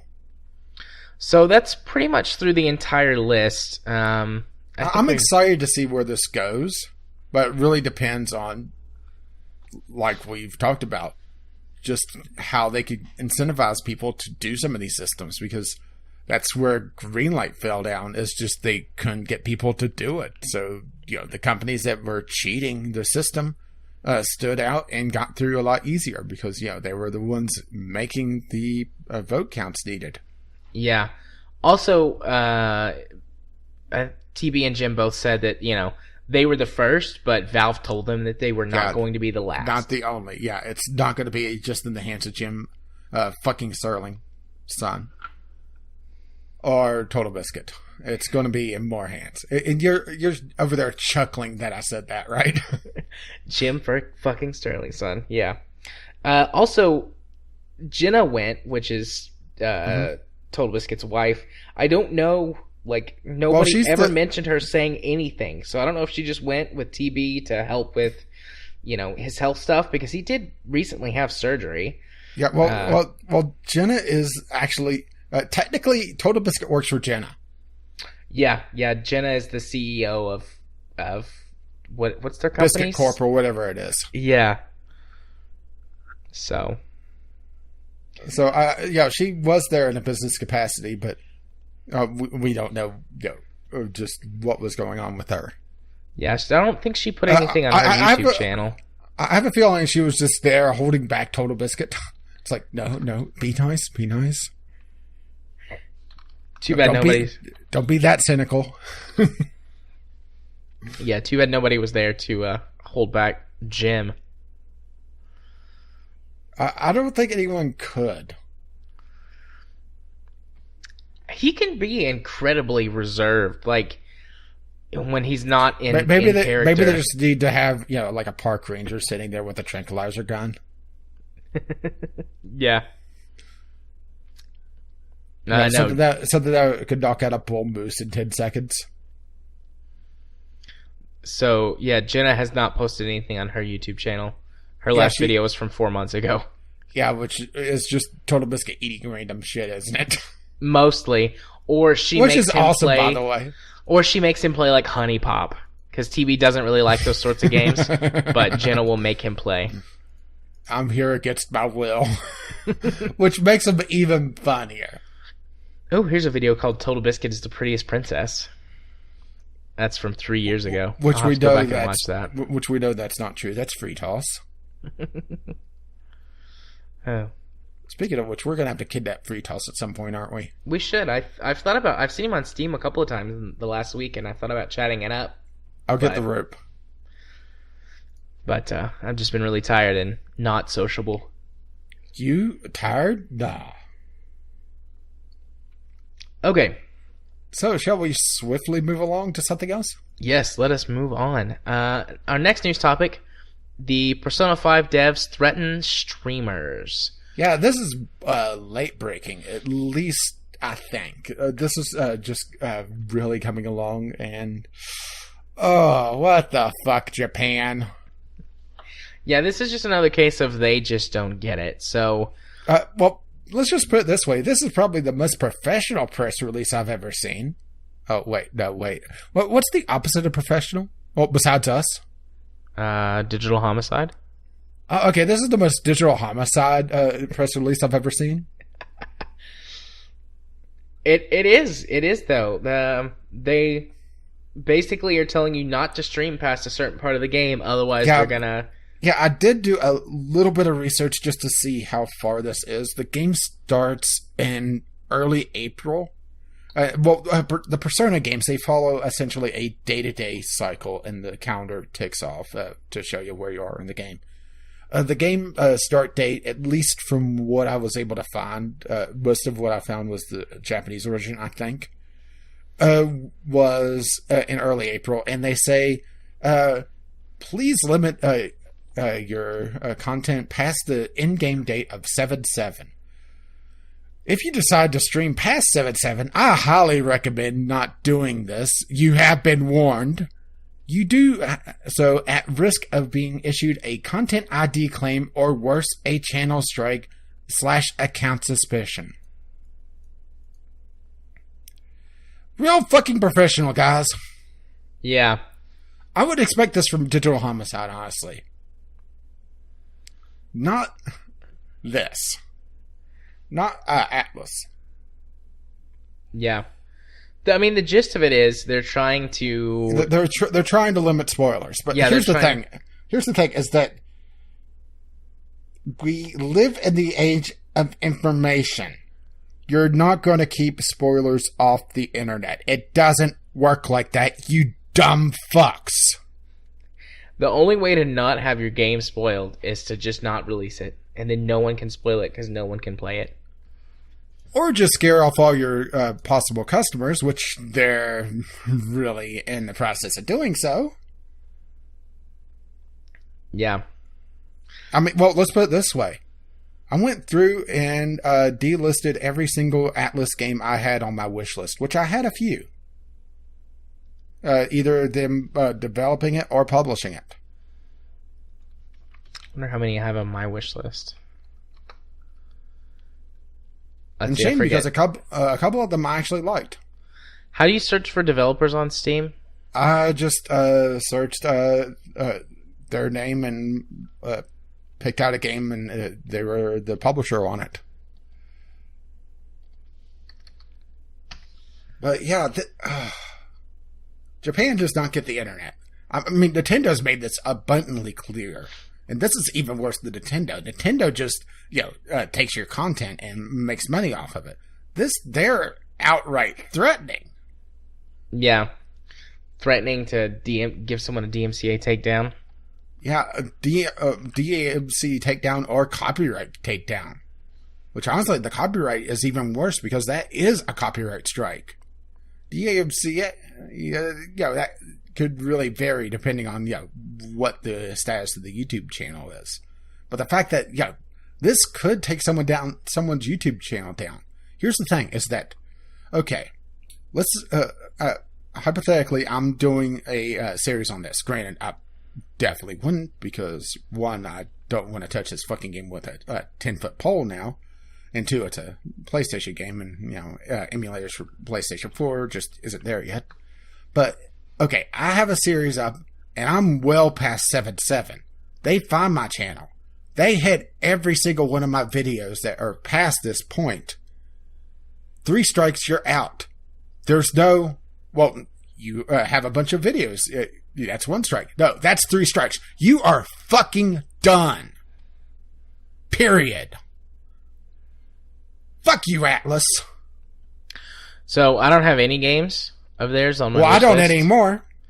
I own Rock of Ages, but I do too. And I took Rock of Ages 2 off my wish list. Well, I mean, I own the game, so I can't Well, no, I had the second game on that series on my wish list, and I took it off. Oh, okay. I'm sorry, but this kind of pisses me off, as you may have guessed. I can tell. A couple of these games are pretty crappy. A couple of these games I've never heard of, and a couple of them are alright. Atlas made or published God mode. Ugh.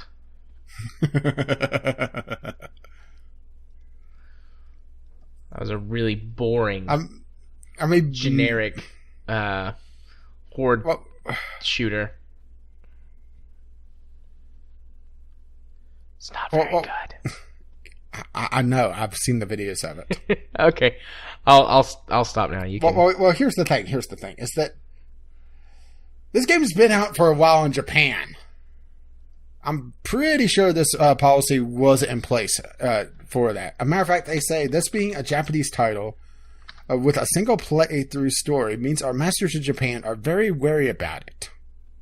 Obviously not wary enough to scare off the customers of Japan. Looks like it released September 15th of last year in Japan. So, about 6 months? Yeah, 6-7 months. Yeah. Where were their threats then? Nowhere. Apparently. Man, that's a big difference in release window. That really only happens with Japanese games anymore. I mean, there's usually a couple of days that are tied to the old physical, worldwide releases, but yeah, Japan's the only region that I know of that has massive. I mean, I'm really hoping that this is some holdover April Fool's joke or something. But considering this was released April 4th, like maybe they got the date wrong, or they don't understand April Fools in Japan, so instead of 4/1, they thought it was 4/4. Or they think that everyone's celebrating Hitler, so they released something praising the Nazis on 4/20. Oh, okay. Well, that's my go-to joke because that's actually Hitler's birthday. Is it? I didn't know that. Yeah, it's one of those things. Last year or the year before, it's like, okay, what terrible joke can I make? What happened on this day? Oh, it's Hitler's birthday. Well, there we go. That works. Nazi jokes it is. You go to Nazi jokes a lot, though, so it's fine. Yeah, but do you really not see that coming? But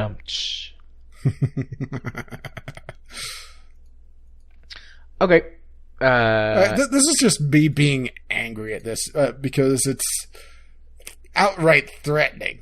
I mean, I would expect this from a small indie company that is really, really worried about losing a couple sales. But honestly, the potential sales that they lose are way outgained by the free advertising that they get from YouTubers and streamers. Right. I mean, that's the big thing. They just do not understand internet culture. Poor Japanese people. Just don't get it. Well, if we wait them out long enough, they'll just go extinct. Oh. What was that mean? I can't tell.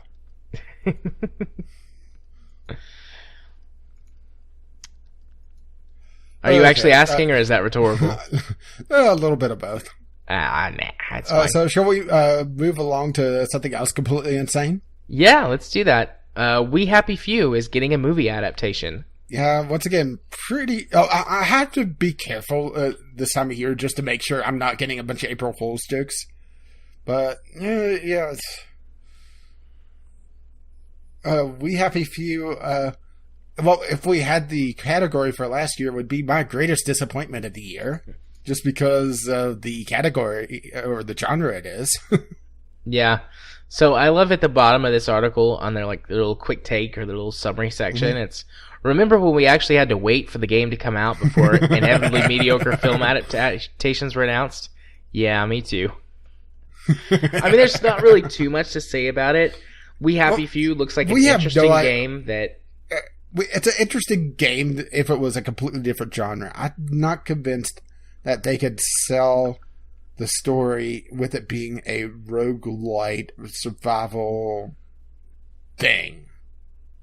And that's the thing about it, is that there's a problem of pacing with those games.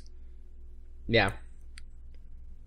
I really hope, though, that this does really get made into a movie, because Jim Sterling plays a character in We Happy Few. And I would just love to see him on the big screen. I think that would be hilarious. But yeah, but they wouldn't have Jim Sterling. They would have someone fill in that role, assuming that that's relevant to the story to begin with. Because here's the thing. This game is not finished. We don't know the story. Yeah, that's true. And even if we do know the story that exists now, like what little of it there is, it all could change. Yeah, early access is such a weird beast in general. I mean, we have physical copies of early access games out there. I remember seeing pictures of Space Engineers being sold as a physical release. Space Engineers at this point, though, is... This was 2 years ago. Oh, okay. Okay. This was a year or two ago, something like that. But when it was, there weren't planets on in the game. This was before that. It's just one of those things. Early access has attracted a lot of strange business models, and a lot of them, some of them are just a little questionable. And having a movie, I mean, I'll give it a shot if they could actually make it work. But the thing is, how are they going to tie this in? Is it going to be a story in that world? If so, that kind of makes sense. But if they're just telling the story in a movie, aren't they also kind of hurting their sales when they've already hurt themselves by just releasing a game that really no one was expecting nor wanting? Yeah. I mean, I remember... I was pretty sure I was either watching TotalBiscuit's commentary of it or watching it after the fact, him just a snarkathon of the E3 coverage. And he was talking about how this game looks fucking incredible because they really sold it like it was going to be the next BioShock, where it was going to be an atmospheric, linear game. Then it was survival. Yeah. Roguelike survival. It's just, wow, this is not what I wanted. I did not ask for this.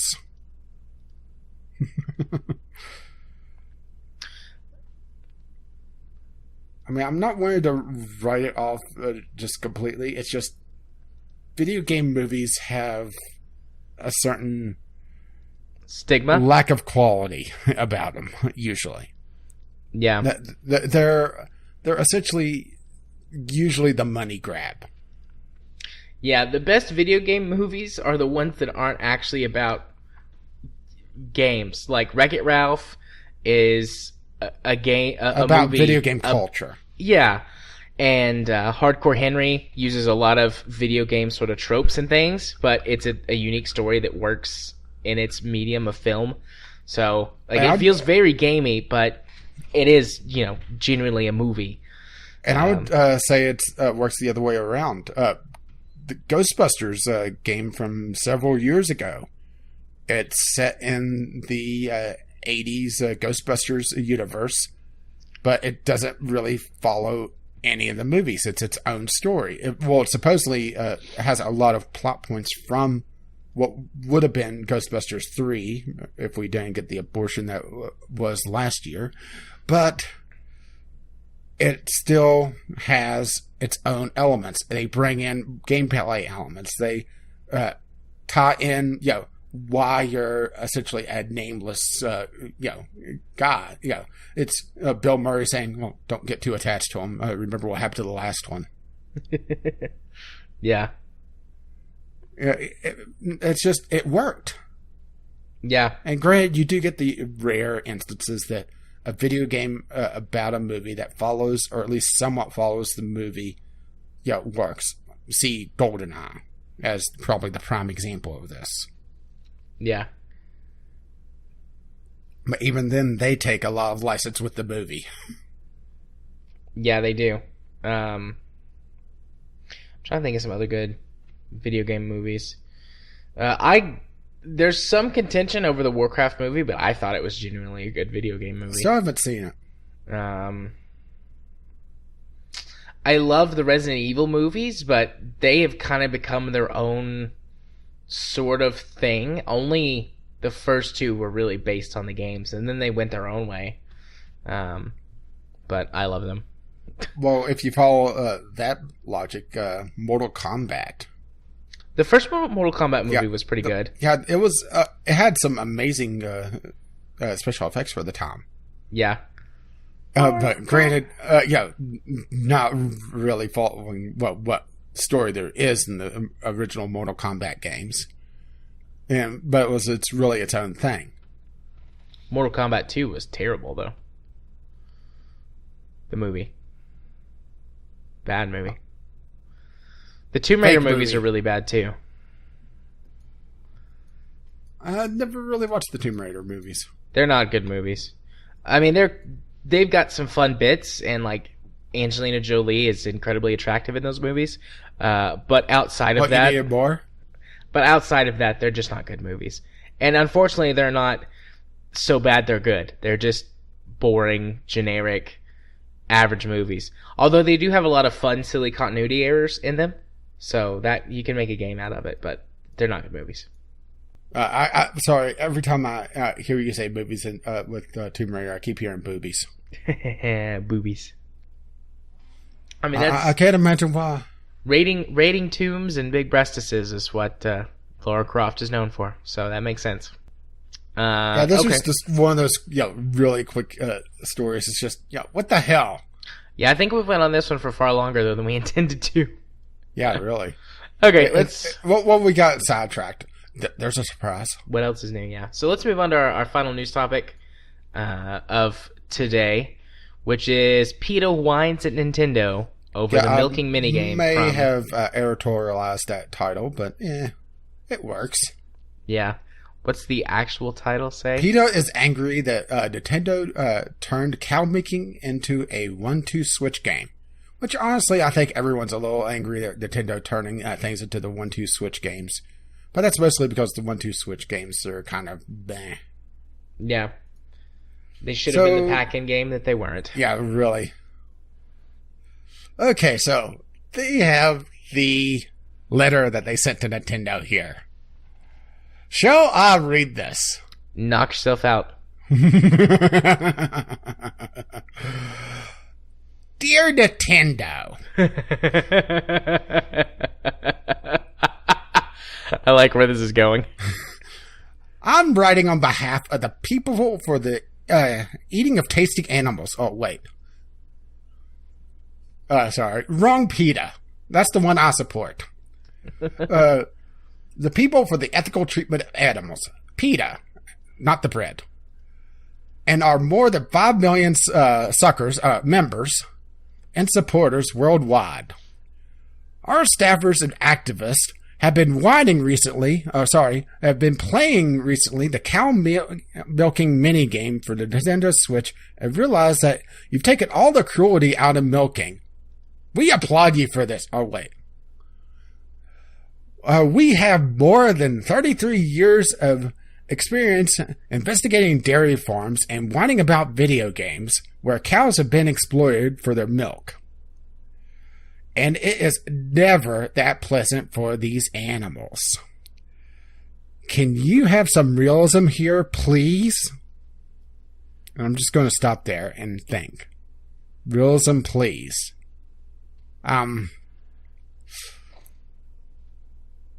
PETA, is this really that high on your to-do list? Apparently it is. I mean, I remember you having an utter shit fit about the clubbing of seals in World of Warcraft. At least I think it was a clubbing seal quest. To the point that you actually boycotted on one of the servers. And people showed up to this little boycott. And they started putting down feasts of roasted pigs. Didn't you learn then that you're taking this a little too far? Plus, are you sure that the milking is that unpleasant for the cows? I mean, have you asked a cow? Well, I said this one before we started recording when we talked about this, but I have milked goats and cows, and they do enjoy it when they haven't been milked in a while, because it's like this huge pressure like builds up, and it's really uncomfortable for them. And so whenever you milk them, it relieves the pressure. Also, the same thing happens for women who breastfeed. Well, shall we continue with the letter? Yes, I love how I just like killed whatever it was that you were doing with some facts and realism. There's your realism, PETA. I do want to... PETA is stupid, and I hate PETA. I don't have a problem with people who want to treat animals better. Here's the thing. Is that PETA is a feel-good organization. They don't do a fucking thing. Yep. Exactly. I mean, that's what I was about to say. Honestly, they go against what they preach far more than they actually do help. There's statistics out there that say that they kill a vast majority of the animals that they rescue because it is kinder to them than to try to make them the slaves of the man. Okay, I may be paraphrasing a little bit, but that's pretty much. Are you becoming a feminist, or... they see what I did there? Third wave feminism, it sucks, yo. It's nearly as whiny as PETA. If you want to write your letters about what I just said, please send them to vglpodcast@gmail.com. I'd love to argue with you about modern day feminism. Well, to be fair, we are recording this on Equal Pay Day. Oh yeah, which Trump repealed the Equal Pay Act or whatever it was that Obama put in place. So, oh, he did? I didn't see that one. That happened today. Sorry, I've been too worried about sanitizing my search history. Yeah. Huh. I genuinely am using a VPN a lot more these days. But that's, I think, stories for another time. But let's see. Following the announcement that you've accepted Billings Farms Museum's challenge, we're hoping you'll listen to some of our feedback as well. And now here's where things start to get a little crazy. Okay. To stimulate the milking accuracy, 1-2 switch should need to show all aspects of dairy farming, including the violent insemination of female cows, on what the dairy industry itself refers to as the rape rack. I'm just going to pause there for effect. Yeah. I'm just shaking my head. Cows produce milk to feed their babies, but their young are torn away from them as soon after birth so that human beings could use their milk instead. A mother cow will bellow for her calf for days after the baby is taken away. Yeah, that's not true. Perhaps you could add these sounds to your game in order to remind players that by drinking milk, people support an industry that separates mothers from their babies. Ooh. Can you tell I'm not taking this seriously, by the way? Can't tell at all. I thought you were giving this your full, undivided concentration. We'd be happy to provide you with video footage of the filthy conditions that cows endure on farms for you to include in your game, because I'm sure Nintendo would love to include that, wouldn't you? Oh, yeah. Granted, PETA usually finds the absolute worst, most inhumane farms and call it the industry standard, but that's beside the point. Let's see. If you think that the gruesome nature of this world is too upsetting, we suggest, instead of sugarcoating the subject, Nintendo switch. See what they did there? To stimulating activities in which no animals suffer. For example, an almond milk minigame in which you pick almonds could be quite fun. Sorry, I've seen a Super Tofu Boy. I'm going to disagree of your concept of fun. Granted, the fact that Edmund McMillan put Super Tofu Boy into Super Meat Boy is fucking awesome, and actually the reason why I originally bought that game. And you're quickly Googling this game now. I've never seen Super Tofu Boy. It's essentially their version of Super Meat Boy, because a skinless boy, is obviously a terrible, terrible thing to have. Tofu Boy has an inflated ego, is not actually as effective as he thinks he is. With the lowest speed and jumping height of all characters due to a major iron deficiency, Tofu Boy is virtually useless. Oh. Super Tofu Boy and Super Meat Boy can complete 2, maybe 3 levels. And that is, being generous and extremely tougher than any other characters. How do you unlock Super Tofu Boy and Super Meat Boy? He can be playable by typing PETA file in the character selection screen, then selecting any character at the character selection screen. That's hilarious. But anyway, they finally finish this off. Is your team brave enough to face the truth? Oh no, PETA, are you? Probably not. And my favorite thing about this is that they typed it, all right, fair enough. Then they printed it on a piece of paper with their letterhead on it and took a picture of the paper and then posted that. PETA, you killed a tree. And trees are a very important part of many animal ecosystems. And you just destroyed an animal ecosystem. Maybe a squirrel's little house or a nesting place for a wood owl. PETA. Or this could have been the part of the stick that stuck up Ingrid and Newkirk's ass. Touche. It's just really PETA, really. What is there to say to this other than what the fuck? I can say that this is another section that drug on way longer than we thought it would. Especially because me reading the letter, but it's just you can't not read it. Yeah. I mean, they included the term rape rack. How can you avoid that? Okay, let's see what happens when I type rape rack into Google.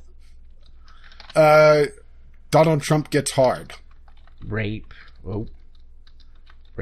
rack.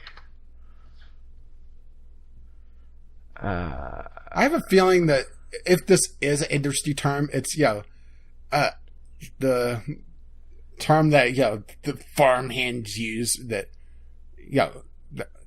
the rather idiot ones that are lacking a few chromosomes. There are a lot of pictures of people shoving their arms into cow vaginas. The first few sites are PETA related? Yeah, or other types of extreme animal activist sites. What is this? Behind the Myth. Oh, Happy boy. Cows Behind the Myth. This is not going to go to a happy place, is it? Oh, no, welcome to the cow rape portion of the podcast. Yeah, this is another one of those sites. Pit of Despair. What's this? Pit of Despair. That's the company meeting for PETA. The Pit of Despair was a name used by American comparative psychologist Harry Harlow. I know that name, but I've never heard of the Pit of Despair. That's because they completely made it up and they're just attributing it to him. The device he designed, technically called a vertical chamber apparatus, was used in experiments of rhesus monkeys at the University of Wisconsin in the 1970s. The aim was to produce an animal model of clinical depression. Blah, blah, blah, blah, blah. So they had them adopted by a PETA member.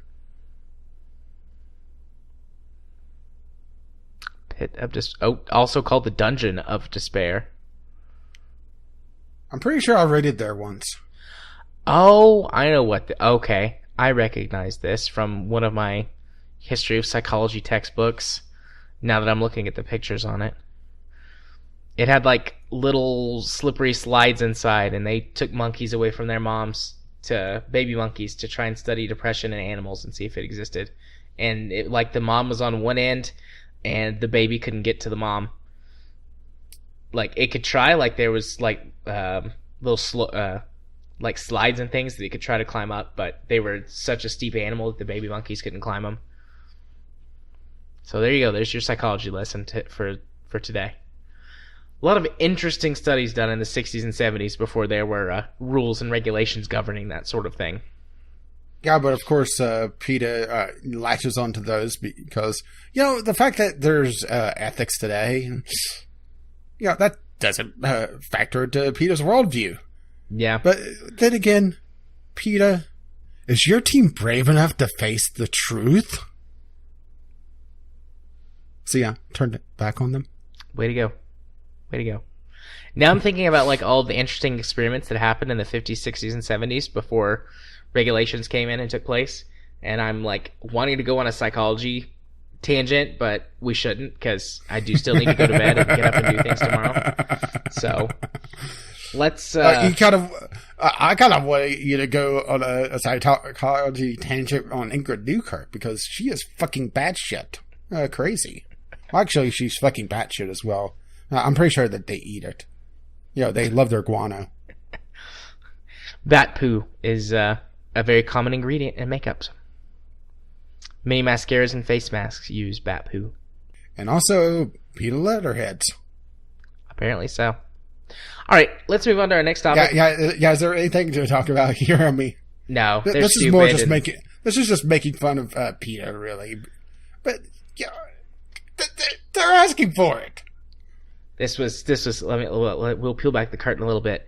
This was filler content because we were worried we wouldn't make the time. And this is catharsis because, damn, it feels good to make fun of PETA and yell about stupid developers after some of the bullshit. It's nice to yell. It's nice to say the word fuck every so often. Fuck. Indeed. All right, let's move on to Community Corner, which shouldn't take very long. Well, we received at least in that theory.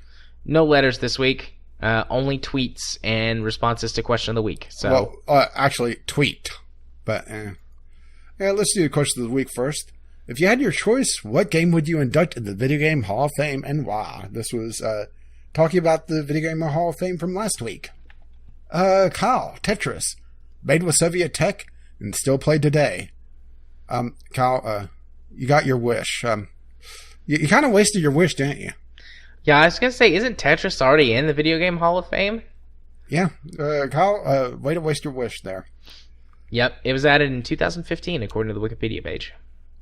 And also one of the heaviest, ripped off games because, it was a Soviet copyright, so, who the fuck cared back in the day? Yeah. Let's see. Chemist.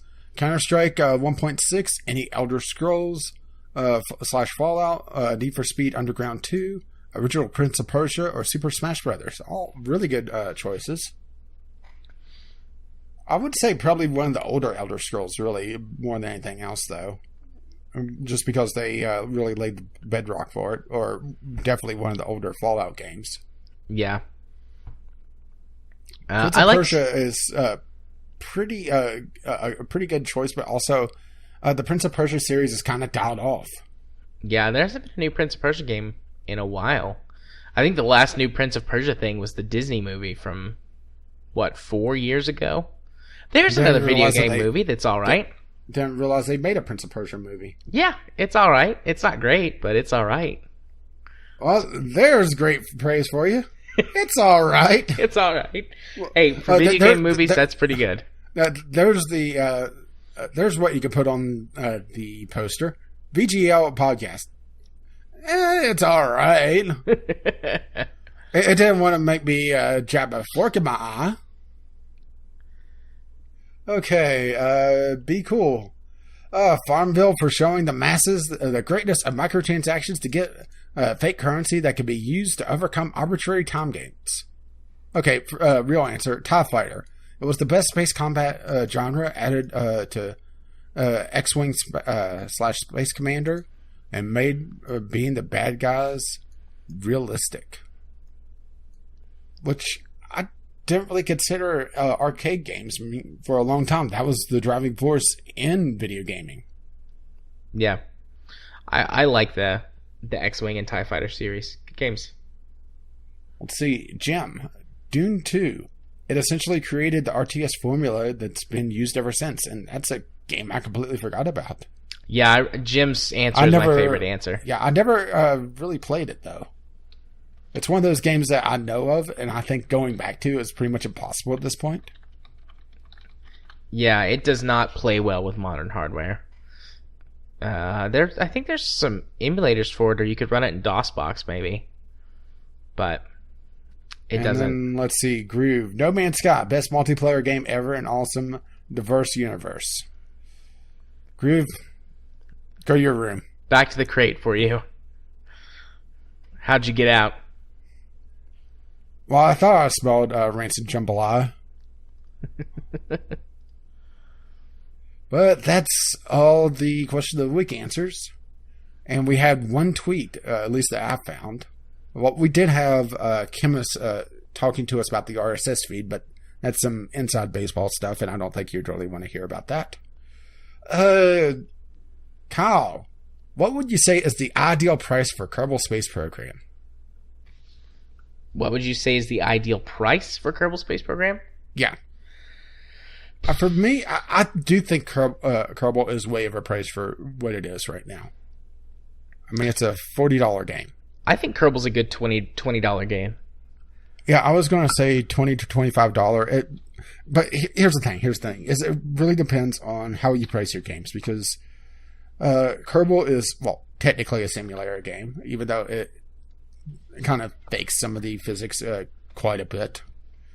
And simulators are usually a premium to begin with, and it's also technically an educational game, which also is usually a premium. So that's why, I was pushing up another $5. Yeah. Yeah, I think KSP is a $20, maybe $25 game. There is a lot of stuff there, but it's a very niche product. It's a very niche product, and also it's a game that if you don't get over the curve to start off with, there's not a lot there. Right. Yeah. It becomes, instead of a space exploration game, a blowing up the V8B game. Right. So, yeah, and it does require a lot of understanding. I mean, to the point where you start watching about space, or a little tangent is that I turned on the Sci-Fi Channel Sunday and caught the Sunday movie and thought, holy shit, ever since I played Kerbal, I cannot watch these anymore. Yeah, I have that problem with everything I watch now, because Kerbal genuinely taught me rocket science. Like, I guess Kerbal itself didn't teach me, but in order to learn the game and basically get good at it, I had to learn rocket science to play Kerbal and orbital mechanics and things like that. So I can't watch any space movie now and go, yeah, that's not how it works. I don't know how you're actually controlling that ship. That's not how orbits work. Well, no. So no, they were talking. They were buzzing this asteroid, and the computer voice that I was talking about the heat shield. It's like, why are you so concerned about your heat shield right now? Asteroids don't have atmospheres, so you wouldn't need a heat shield. Better yet, why is your spaceship vibrating like that? You may want to go have the engineers take a look at that, because your RCS system seems to be a little jank if it vibrates like that whenever you're trying to perform a maneuver. Better yet, how are you?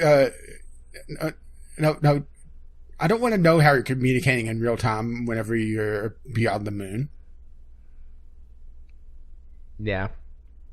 And better yet, how is hacking this satellite dish supposed to divert this?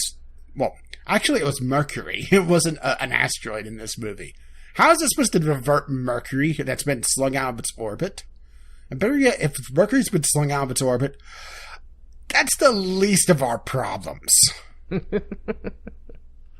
Because I'm pretty sure that means bad things are going down.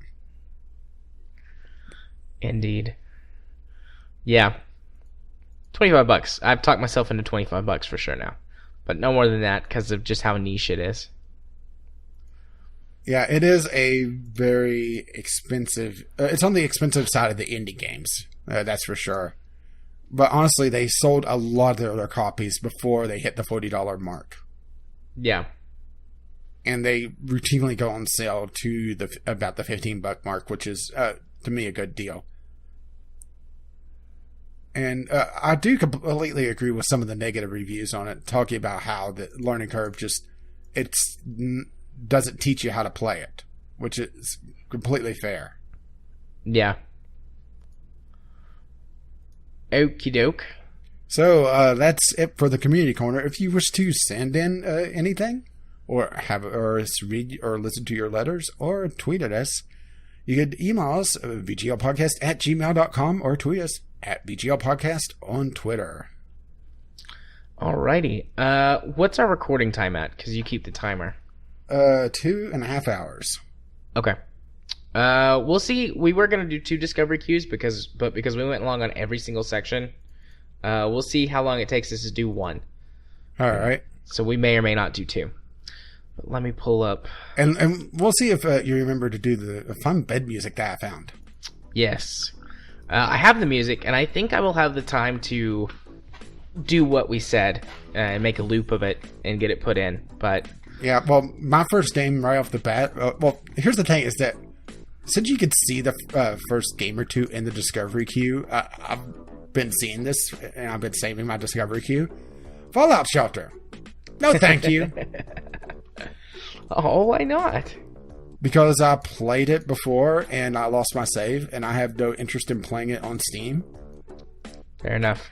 Let's see. Well, here's a game that'll make Kyle rock hard.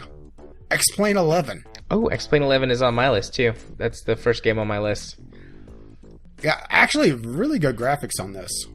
It looks nice. I've never been a huge fan of the flight simulators, though.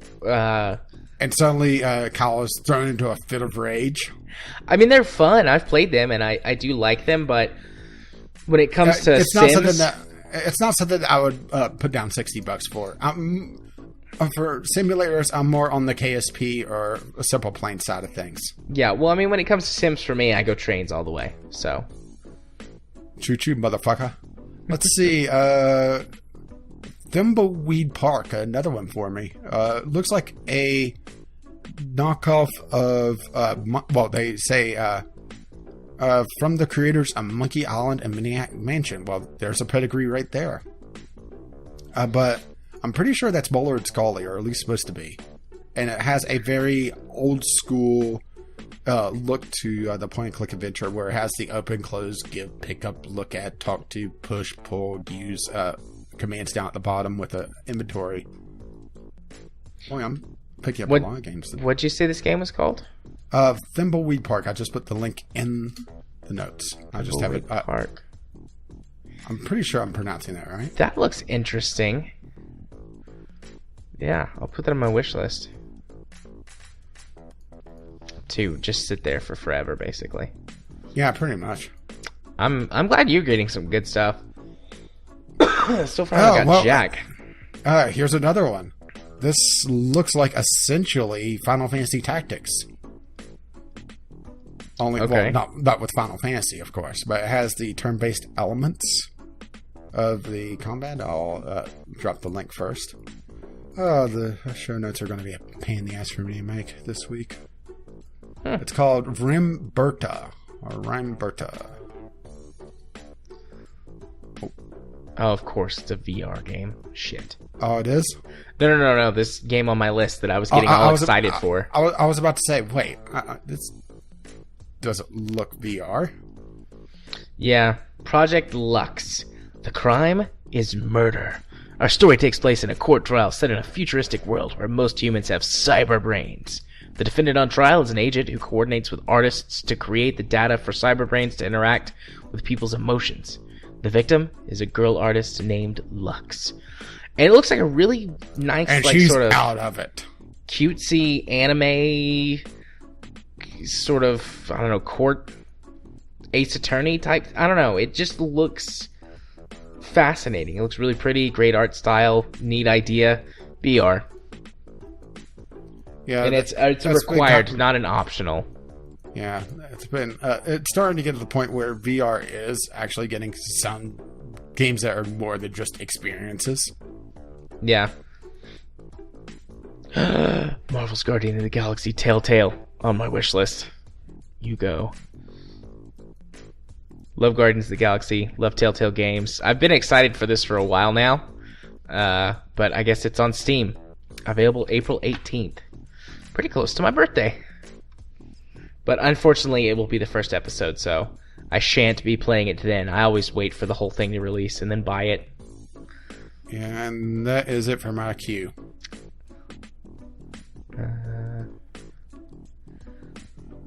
What Guns of Icarus? Guns of Icarus Alliance. Yeah, that's the new one. Oh, okay. I really enjoy the original Guns of Icarus. Yeah, I enjoyed what I played of it. Just didn't get to play too much of it because it's a very small community, and they, played a lot of it. I'll put this on the list. So, do we want to do a second one? I'm not even through mine yet.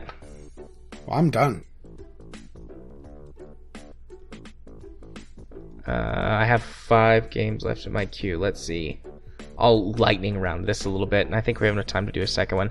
That game looks like garbage. What is this? Mirage Arcane Warfare. From the creators of Chivalry Medieval Warfare. But it's like a magic version of that. That looks cool. Oh, yeah. I've seen some stuff for that, but not really dove into the game just yet. What's it called? Mirage Arcane Warfare. Yeah. Not necessarily a full-blown recommendation, because can't play it yet, but looks cool. Put that on the wish list. What is this? Yeah, it doesn't look interesting. That's 3D platformer. Definitely not in my... On the road. At least it's not a 2D. Oh, another truck simulator. I'm good with Euro Truck Simulator. Does this one look shit, or? It looks okay. It looks like Euro Truck 1. Let's see. Realistic Truck Simulator. Use the early access phase. Oh, I think this is made by a German company. Of course they are. Which they do tons of these simulator games. Yeah, what is it with the Germans and the simulators? Could someone explain that to me? I mean, they're not invading Poland. They're making simulators. Invading Poland. We can do another one real quick if you want to. All right. That went pretty fast. Make show notes just a complete hassle for me. Sure. Yeah, sure. Give you some more work. Last Man Standing. Well, I got Guns of Icarus Alliance.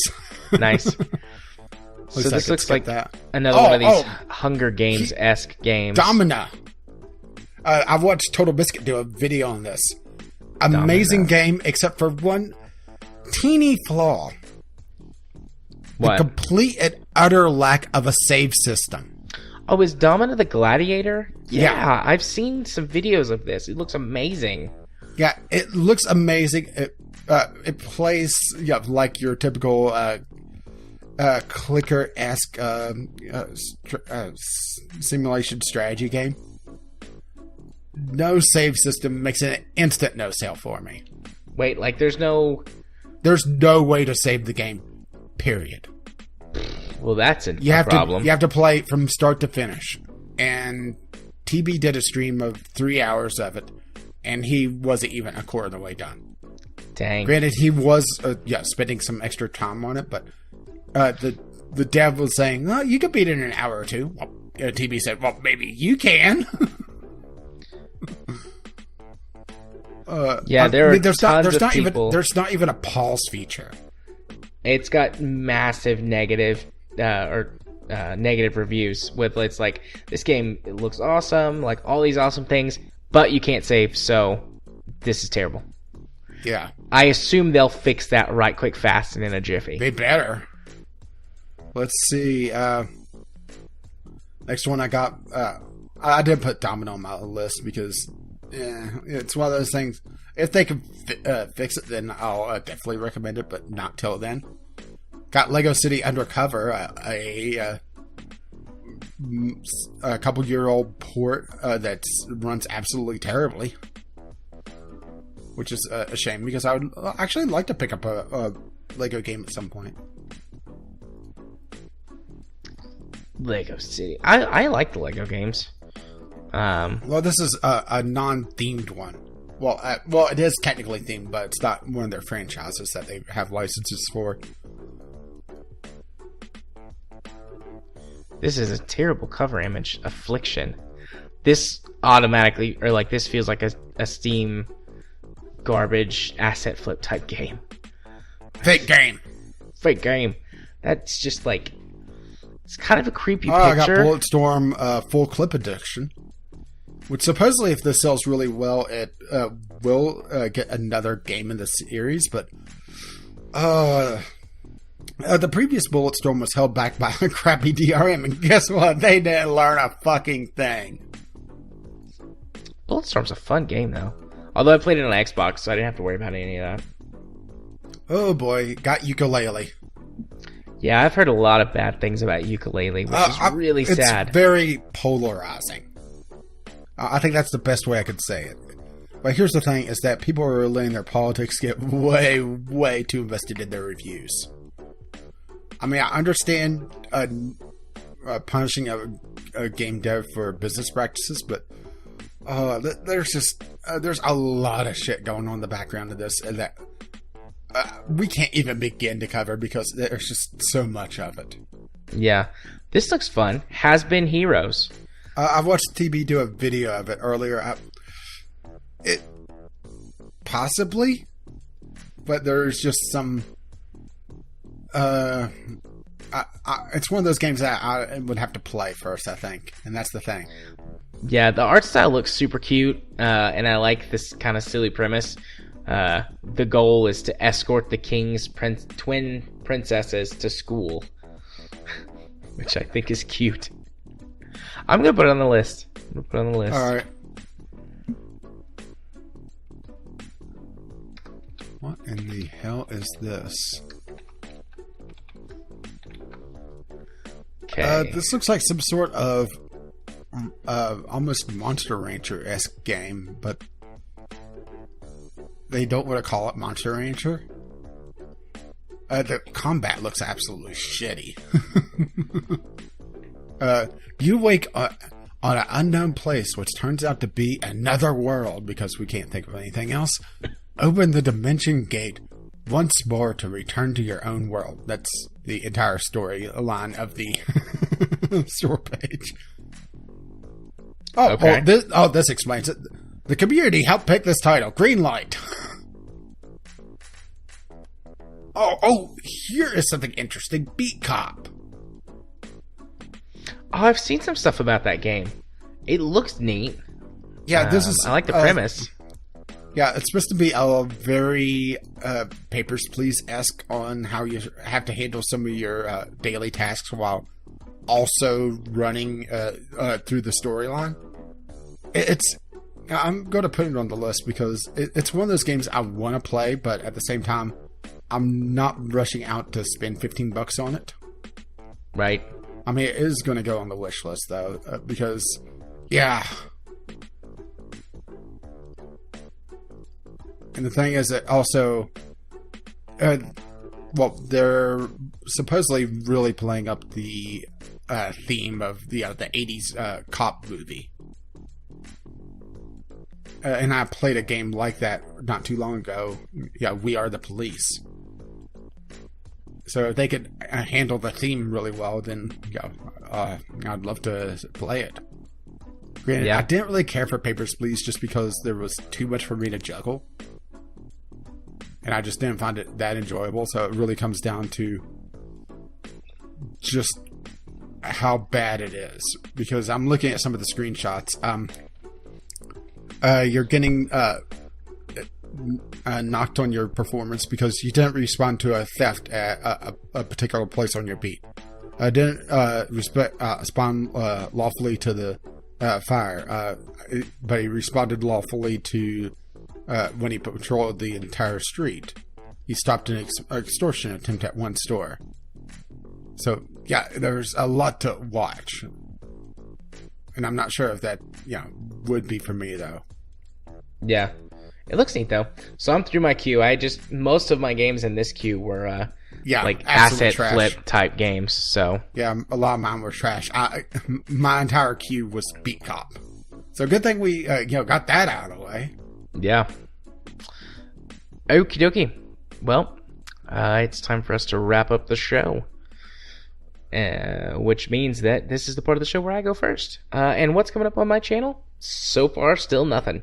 Even though all of the emergency panicky period is over, I'm still gone 13 or 14 hours a day from my house right now, just because of the added commute. My commute went from being 25 minutes on a bad day to bare minimum an hour, depending on how far I have to go for the clients that I'm seeing in their homes instead of the clinic. So I do outpatient therapy. And how many cats you have to step over? Yeah. So far, none of that, but I'm sure there will be some that have some not so nice places to live. But I get paid more for that, so I can live with it. Anyways, so on the channel, probably still nothing this week. I'm just gonna be honest, probably still nothing. I'll do my best. I got a lot of ideas and a lot of videos to release, but I just haven't had time to do any rendering and editing and stuff. So probably still nothing, and I do apologize for the continuingly very slow number of subs that I'm getting. I have gained another 2 since last week, so I hope you enjoy the older videos that I have. If you want to go watch those older videos, and for some reason if you want to go stare at the podcast on YouTube, or perhaps you do watch the podcast on YouTube, you got there by searching for Gaming Psychologist. If you want to watch me stream games on Twitch, which may or may not be coming back this week, because even if we do all get together on Friday, we're doing character creation night for our new Star Wars RPG game. And I don't know if I'll stream that or not. There's no gameplay there. It's just all of us sitting around talking and making characters, but who knows, I might. Regardless, if you want to watch me stream games when they do come back, you can do so at twitch.tv/jarthur4707. If you want to follow me on Twitter, I did those out of order. If you want to follow me on Twitter, where I tweet about all kinds of random things, not so much this past week because of everything that's been going on, but I promise I'll get back to those sweet, sweet political tweets soon enough. Oh, don't worry. Trump's done some stupid things in the last day or so I'm sure you got something to complain about. Yes, indeed. You can Maybe. follow me there at JMA4707.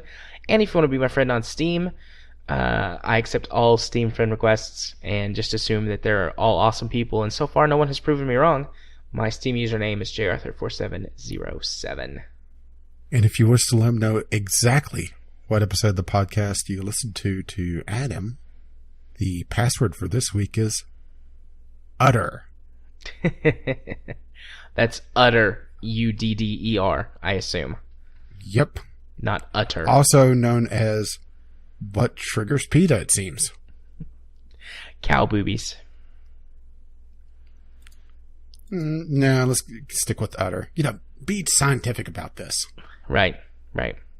Cow boobies will be next week. Sweet. Actually, I'm not promising that because I have a long list of words. Fair enough. And so, honestly, the list grows faster than I could use it. Okay, so my channel, last week I didn't have the Sunday Sampler or the Video Original Sin. I was mostly giving Jared some leadway because he was buried under a mountain of paperwork, and I figure, having to only record one episode of Divinity is a lot easier than having to record two. It's twice the work, it's a simple mathematics there. So I held on to the last episode I had of Divinity Original Sin. That'll be going out, for us today. You can find that on Gaming with Caffeine Rage. That'll be going up. Somehow RimWorld is still ongoing with the Victims of Circumstance. Don't ask me how. Let's put it this way. I'm at 30 hours on this series. My previous series were under half this.